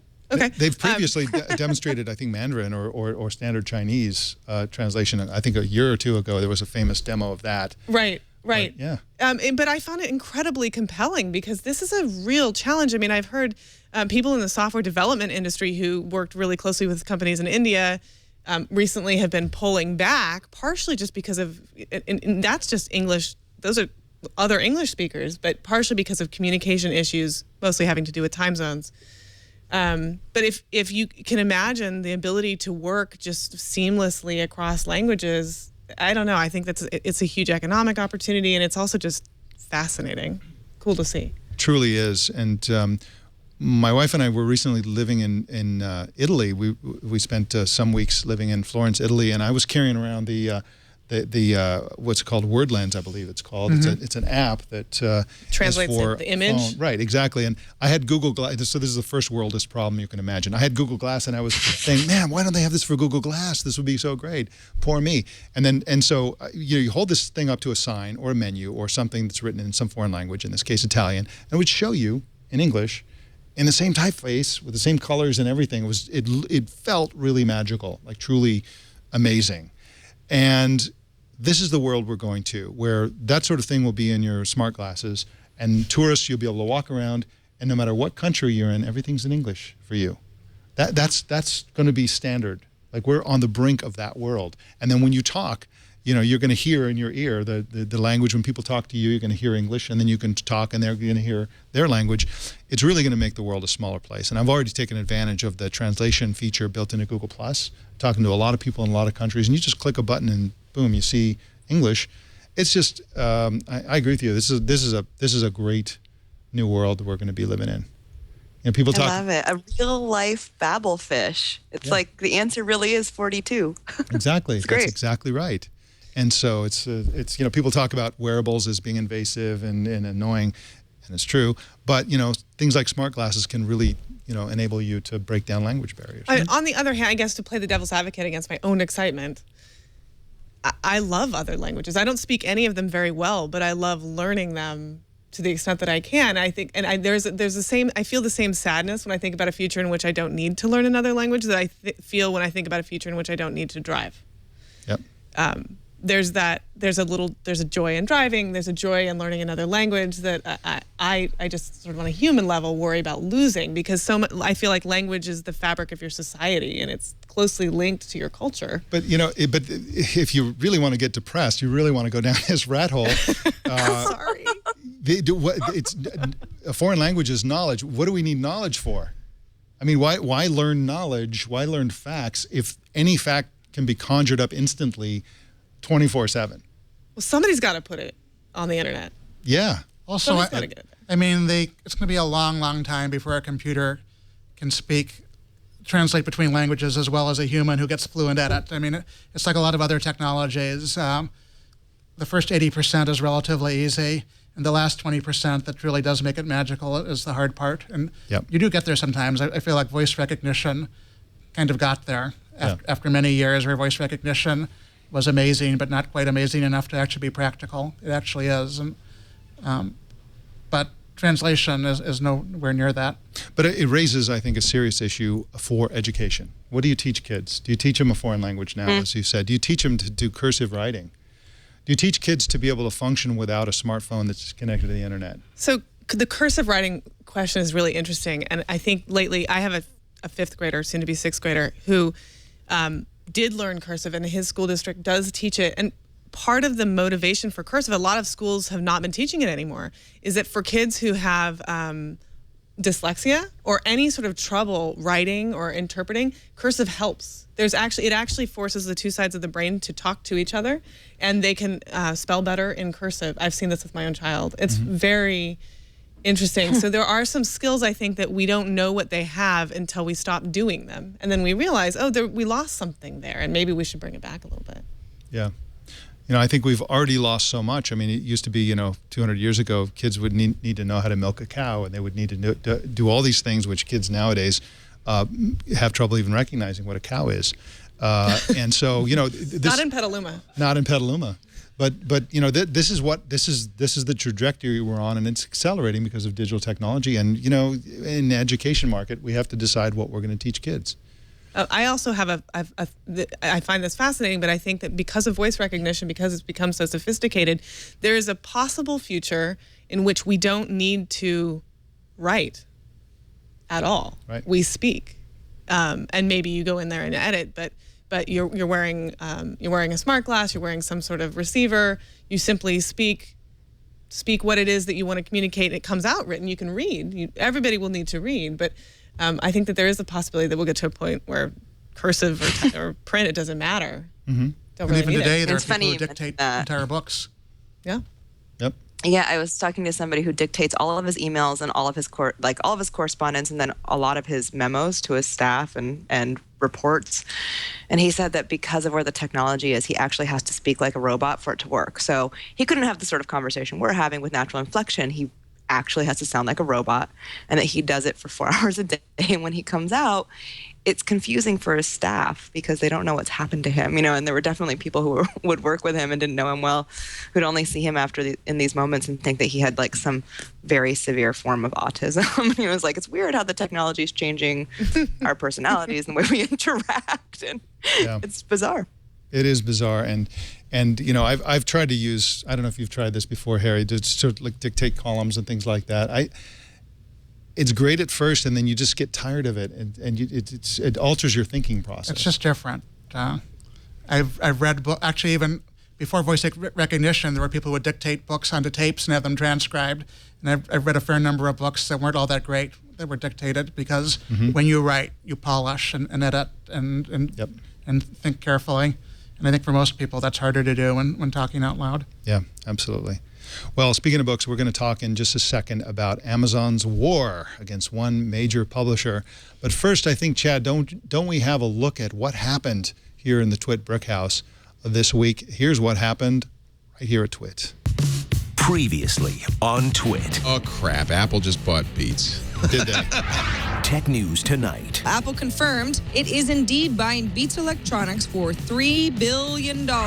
Tech News Today. Visitors to the TrueCrypt site were redirected to a page in the open source community site SourceForge, advising users to stop using the product and switch to Microsoft BitLocker. Yeah, I told you we If covered this it. was a hack, it was an absolute breach of all of the previous security, which really is a stretch. Security Now. Basically, what Title II does, it would try to regulate the internet as if it was a 19th century telephone company. The rules don't fit at all. Twit. Great tech news and analysis every day. It just doesn't make sense from my point of view, but obviously it makes sense to Apple. So I have what you said about it on tape. Go ahead. It was a rumor created by Dr. Dre and Jimmy Iovine in an attempt to sell headphones and stock or whatever. This was 17 days ago, Chad. Some interest in a company that is actually failing. All right. Actually, I asked them to make a recording because I thought, if it really does happen, then you can mock me endlessly. That's outrageous. I did not say that. This has been digitally inserted. Sorry, Leo. I'm going to lose my job. Amazon, we're talking about the future of books. Amazon had a weird glitch with some Hachette books recently where if you went to try to pre-order some Hachette books, you couldn't. And it appeared that it turns out that Amazon had been negotiating with Hachette over something, presumably the price of the books that Hachette was publishing. And a lot of people cried foul saying, okay, you're using your quasi-monopoly to sort of like crush these publishers into, bending them to your will. And this is outrageous. And then they came out with a rare statement saying, no, look, we're here to negotiate on behalf of the customers who want the lowest possible prices. And we don't know if we're going to be offering these books in the future because the negotiations aren't going so well. And so why should we take pre-orders if we might not be selling these books? We may be terminating our relationship with Hachette, and they may have to go to the other Amazon, wherever that is. So where do you fall on this? Where do you guys fall on this? Is this a case of a monopoly sort of dominating an industry and making everybody do things their way? Or is this just a reasonable negotiation and the effect of that negotiation reflected in the catalog itself? Well, I don't know if I can say whether or not it's reasonable because you'd have to be there to know what the actual arguing is about. What we do know is that this has been going on for some months. And I think it was the New York Times that pointed out that that most of these negotiations happen within a month, right? This has been taking a while. I think that this, at the very least, shows how important Amazon has become, right? It would make logical sense that they take down the pre-order button if they think that their negotiations may fall through. But I think the entire world cries foul because they're like, the negotiations aren't going to fall through. What would Hachette do if they didn't have Amazon? And that question right there is why people get so upset. Right. How do you function as Hachette without Amazon? I mean, the part I find fascinating is not the negotiations between Amazon and Hachette, because they're both big companies. This stuff happens all the time. It's the fact that Amazon has always called itself Earth's most customer-centric company, and for the most part it is. I mean, the level of customer service they offer is kind of astonishing, but they've acknowledged that not only are they not taking pre-orders, but they're also keeping fewer copies on hand. They're intentionally delaying shipments in some cases. Essentially, customers are getting caught in the crossfire. And of course, every company they weigh decisions and they do things that end up not being as perfect for the customers as they might be. But Amazon has such a history of doing things that sometimes seem crazy that make life better for its customers, that to sort of have the curtain peeled back and to see them, basically willingly not letting people get the books they want because of this, I think is kind of shocking in a way it would not have been if it was Walden Books or whoever. They remind me a bit, Katie Benner, of Walmart, which is that, yes, people want lower prices. They want things a certain way. And so we, Walmart, are going to use our gigantic power in the industry to force everything to happen our way. We're going to change the way people package their products. We're going to change the way they ship them. We're going to definitely lower the price. And having everybody buy everything from Walmart is good for customers. Is Amazon that in a nutshell? I mean, I'm sure you've heard about the Diapers.com scenario where Amazon has this algorithm that automatically changes prices based on what the competitors' prices are. And they undercut Diapers.com consistently over a sustained period of time to the point where the valuation of Diapers.com crashed, and then they bought it at the lower price, and now they own Diapers.com. Is that good for customers? What do you think, Katie? Is Amazon a force for good or evil?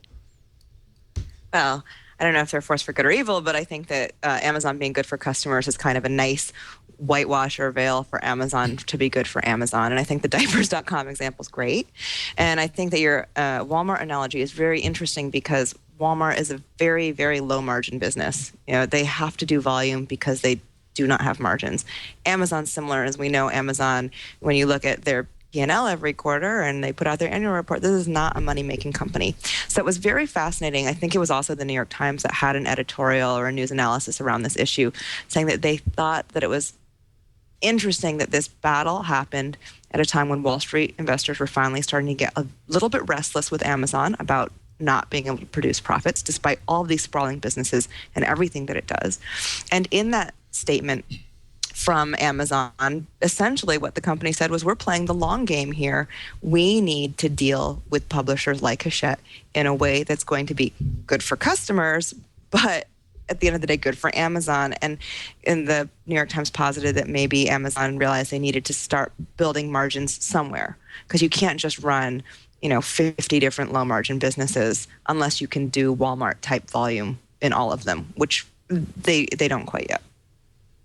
Yeah, the low margin approach to business is yet another questionable thing that sounds, if you look at it from a certain perspective, as an anti-competitive thing. For example, Amazon famously sells books at below the cost that they paid for them. And, they essentially say, well, we think this book is going to be a $9.99 book. If they negotiate a price that's higher than that from the publisher, they still sell it at $9.99. This is what got Apple into trouble when they colluded with other publishers to keep margins high so that publishers could actually make money and so on. Turns out that that's illegal, but what they call dumping, if you do it internationally, it's dumping. If you sell something below cost in another country, that's against the international rules of trade. But if you do it domestically, it's okay. And Amazon does that. They also did that with some of their tablets, where they were reportedly selling tablets at lower cost than it took them to make, with the intention of making it up later for selling things, because essentially an Amazon tablet is basically a cash register for Amazon.com. So it's really hard to get your brain around whether Amazon should have a more profitable business, where they should be kinder and gentler. It's almost impossible to imagine them that way. And I think one of the reasons they've come into a lot of criticism lately is Alibaba is in the news. Alibaba is sort of kind of the Chinese Amazon. Not really. They have different models, very different models, but they're essentially, they dominate the Chinese buying things online scene in a similar way that Amazon does within the United States. And Alibaba is massively profitable. They make lots of money. They have bottom, rock bottom prices on some of their categories, some of their stores. They have different types of stores, but they have like 40% of their revenue as profit, or some. I'm making these numbers up, but it's very, very high. So I don't know. I doubt that with Jeff Bezos in charge, they're ever going to soften and become a. I don't think so. And he has said over and over and over again that they're there for the long haul, right? That all the decisions he makes are so that they can build the business that they want to build for 15 or 20 years from now, which is very interesting. It's you would almost expect them to be softer with that approach, but they seem to be just extremely rigid and dogmatic. And it's just, I don't think we'll know for 10 years if they're being good or evil. Yep. Just talking about books specifically, I would be happier if there was somebody who seemed like a true arch rival to Amazon in that category, because Barnes & Noble, is not an arch rival. They're really in somewhat difficult shape. Yep. And despite Apple getting into trouble, the iBook store is not an arch rival to Amazon for ebooks. And the day will come when Amazon does have an arch rival, because it always happens. But right now, it's a little hard to see how that happens, because they are so powerful. Or there will be an antitrust investigation. Right. I mean, it really could happen. I mean, you think about it, Amazon has, if they get up to 70% market share, and they basically have the entire self-publishing market, which is of their own design, really that's not necessarily a negative thing. It's a positive thing in some ways, but that's a huge... Yeah, from an antitrust perspective, though, they're squeezing the publishers at one end, and then they're competing directly with them with an entirely different model on the other end. Exactly. It's not easy to be a publisher. And there was a small publisher or two has come out in favor of Amazon in this, and there are stories about small publishers reaching way more people and doing very well because of Amazon. So I certainly don't think they're an ogre who is only bad for the publishing business. In some ways, they have been wonderful for publishing. Well, I think we can all agree on this, which is that Jeff Bezos is a genius, and that Amazon is an incredibly disciplined company, and that's the source of their success in a very brutal market. As far as I'm concerned, if they deliver diapers via drone, all is forgiven. That's all I want. Is that too much to ask? Well, in a sec, we're going to talk about another company with a bad reputation, Comcast. But first, I want to tell you about Carbonite, a company that saved my personal bacon many, many times. Carbonite is an automatic backup solution that backs everything up into the cloud, and you really don't have to do anything. That's one of the really cool things about Carbonite. They were the first company, the first backup company that just took all of the necessity of having any sort of technical acumen or basically foresight about backing up your files, and they just did it automatically. I first started using this back when I was a Windows user, and on the Windows version, you just install it and it figures out which files you pretty much want to back up. And then it puts a little circle next to every single file in your entire system that tells you whether we're not going to ever back this up, we are going to back this up but haven't backed it up, we have already backed this up, so don't worry about this file. It's so reassuring. Unfortunately, that little user interface feature doesn't exist on the Mac version, but the Mac version, because of the way that the Mac is established, it's Apple's fault, not Carbonite's. But essentially, it's still that easy. You simply install it, then the default mode is that everything's just backed up into the cloud. And then when a meteor shower destroys your house and breaks your laptop into multiple pieces, you haven't lost any data, so you don't have to worry. And so Carbonite is really a fantastic service that I've been using for many, many years. It backs up all of your computers, and not only that, just servers, external hard drives, whatever it is, into the cloud. You know, it's probably a good idea to have a local copy as well, a little hard drive, because sometimes it's easy to, you may not have an internet connection, you may need a file or whatever. It's good to have redundancy, but you definitely need that cloud-based backup because, you don't want all your stuff together. There's the famous story of the film producer of Apocalypse Now. What is his name? Harry, you have an encyclopedic knowledge of all Hollywood wisdom. Anyway, Francis Ford Coppola? That's the guy. Francis Ford Coppola was in Argentina, and he had his screenplay and all of his personal photographs on a laptop, but he was backing them up to a hard drive right next to the laptop. The laptop was stolen, the hard drive was stolen, and he had nothing. He lost his screenplay, he lost the pictures, and he's now the poster child for why you need cloud backup. So start your free trial today at Carbonite.com. No credit card required at all. You can just start using it without a credit card. Use the offer code TWIT, and you get free bonus months, 2 of them, 2 free bonus months if you decide to buy. That's Carbonite.com, and the offer code TWIT. Well, let's talk about Comcast, because Comcast is getting a lot of bad press lately, and they've been embroiled in all these controversies around net neutrality. And, making matters worse, the CEO of Comcast, Brian Roberts, recently came out and said, we're going to tell you why everybody hates Comcast. The reason everybody hates Comcast is when the people that originate the Comcast, the data, the sort of Netflix of the worlds and the YouTubes, when they raise their prices, everybody blames us. We're just trying to provide a good service, and therefore we think that we're like the post office. If you want to ship a package through the post office, you got to pay the post office. And he's saying that he thinks that companies that generate a lot of data, like Netflix, should be paying them, and paying them quite a bit for the data, even though the customers are also paying for the delivery of that data. Any thoughts? Has he got a good point here? Well, the reason that came off as so silly is because I don't think that's the reason that people hate Comcast at all. They hate it because they don't like dealing with the customer service when they call up because there's a problem with their cable. It takes forever. You're stuck at home. There are all kinds of reasons. I think that's the last of them. Yes, exactly. Do you hate Comcast, Katie? Nobody cares about what's happening with Netflix in terms of like whether or not we like the company. It's exactly that. They're horrible to their customers, bad customer service. But in terms of, what Roberts is saying too, it almost feels like he kind of wants to have it all ways. He's like, we're just the pipe, and so you just pay the pipe. We're just the pipe. But he also wants to be able to control the pipeline, and he wants to not be a dumb pipe, and he wants to be more than just the interchange, and he wants to preserve a gatekeeper role too. And I don't really think he can have it all ways. And he owns lots of content, he's not a dumb pipe. He's a dumb pipe that owns NBC and does all kinds of stuff and makes movies. I personally would love to live in a world where the pipes are as dumb as they could possibly be, but just really fast. And I'd love to get content from a company. Google Fiber, which is only in 2 towns right now, and they're looking at more towns. But that's probably as fast as it gets in the United States for the delivery of content. But Google's not a disinterested party. They want you to get their ads as fast as you can possibly get. Well, they want you to get YouTube. Well, YouTube is the second biggest generator of data after Netflix in the United States. And yeah, absolutely. And so there's got to be some way other than just having these things become common carriers, where we can just have the dumbest pipes that have no interest other than providing the fastest possible data service. Sadly, there is no such thing as a disinterested large company. I guess I'm just a dreamer.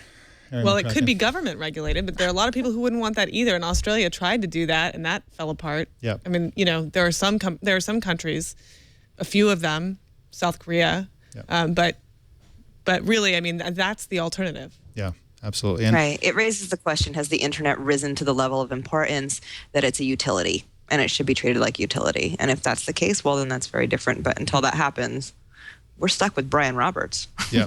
Well, and we shouldn't be. The real problem, the root problem, whenever we talk about net neutrality, whenever we talk about whether we hate Comcast or not, is that there's often not much of an alternative to Comcast, as there are in other countries. You go to the UK and you can choose from among 4, 5, 6, 7 different ISPs, and let the best ISP win. And we don't have that here. In some markets, it's just one. In others, it's 2. It's very rarely more than 3 or 4. And that's really the problem. And we need to figure out how to get some competition in this market. I think we can all agree with that.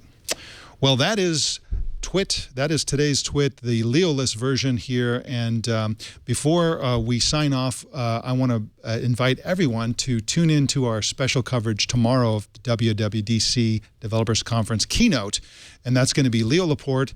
He's in the basement tied up right now. We're going to untie him for that. Sarah Lane, Alex Lindsey, and me, and we're going to cover it live. We're going to heckle the keynote and see what it is that they announce tomorrow. So tune in for that. Tech News Today, which is normally at 10 o'clock, is going to be at 8:30 a.m. Pacific. So Harry McCracken, I want to thank you for coming on Twit today. It's always a pleasure to have you on whatever show I happen to be hosting. Always good to see you, Mike. And so tell us more about where people can read your stuff with your new joint. Sure. Well, come to technologizer.com and you'll see all my stuff. Or I'm Harry McCracken at Twitter. I'm also doing Technologizer on Flipboard. You can find my Technologizer magazine there, which will have all my stuff. I didn't know that. I just started doing that. I'm going to subscribe to that. I love Flipboard, and I figure why not make the experience as good as possible. Why not? So it's always great to have a good source of content there. Some of the stuff on Flipboard is not great, but I'm sure yours is going to be awesome. Is that just going to be your stuff, or are you going to curate? I'm going to curate too. In fact, I'm curating on technologizer.com too, and the stuff I curate there, I'll also curate on Flipboard. All right, wonderful. Well, thank you for coming on to Twit, and Lindsey Turrentine, Editor-in-Chief of CNET Reviews. Thank you for coming on to Twit. You're welcome. Very fun. And so tell us more about this, a little bit more about this this secret lab that you have for home automation. This is going to be generating all kinds of reviews of these products? Well, we actually have this now. We have a 12,000 square foot facility in Louisville, Kentucky. It's a warehouse that we've converted into an editorial space and a testing facility where we test large appliances and small connected appliances. And we rate them and review them like all of the other technology that we review on CNET. So that's great. There's some exciting additional stuff we'll be doing that I can't talk about quite yet, but will be coming in the fall. Awesome. Wonderful. And Katie Benner with the information. Thank you so much for coming on to Tech News. Tech News Today. Thanks, this isn't Tech News really Today. Fun. This is Twit. This is This Week in Tech. This is the big show, but thank you for coming on. And where can people find what you write? We are theinformation.com. It's a subscription site. It's true, but I think it's worth subscribing, and I hope that you do join us over at The Information. The most important part of that URL is the word the. Information is Yes. easy to remember, but don't forget you have to use the word the. The Information. Well, thank you so much, Katie Benner. And this has been an exciting adventure for me personally, doing this show. I remember I used to be right where you're sitting right in that chair, looking at Leo do This Week in Tech and thinking, there's no way I could do that. There's no way I could do that show. I don't know how he does it, and I still don't know how he does it. But it's been exciting for me, and I want to thank you all for coming. And so I get to say what Leo always says, another twit is in the can. Always wanted to say that.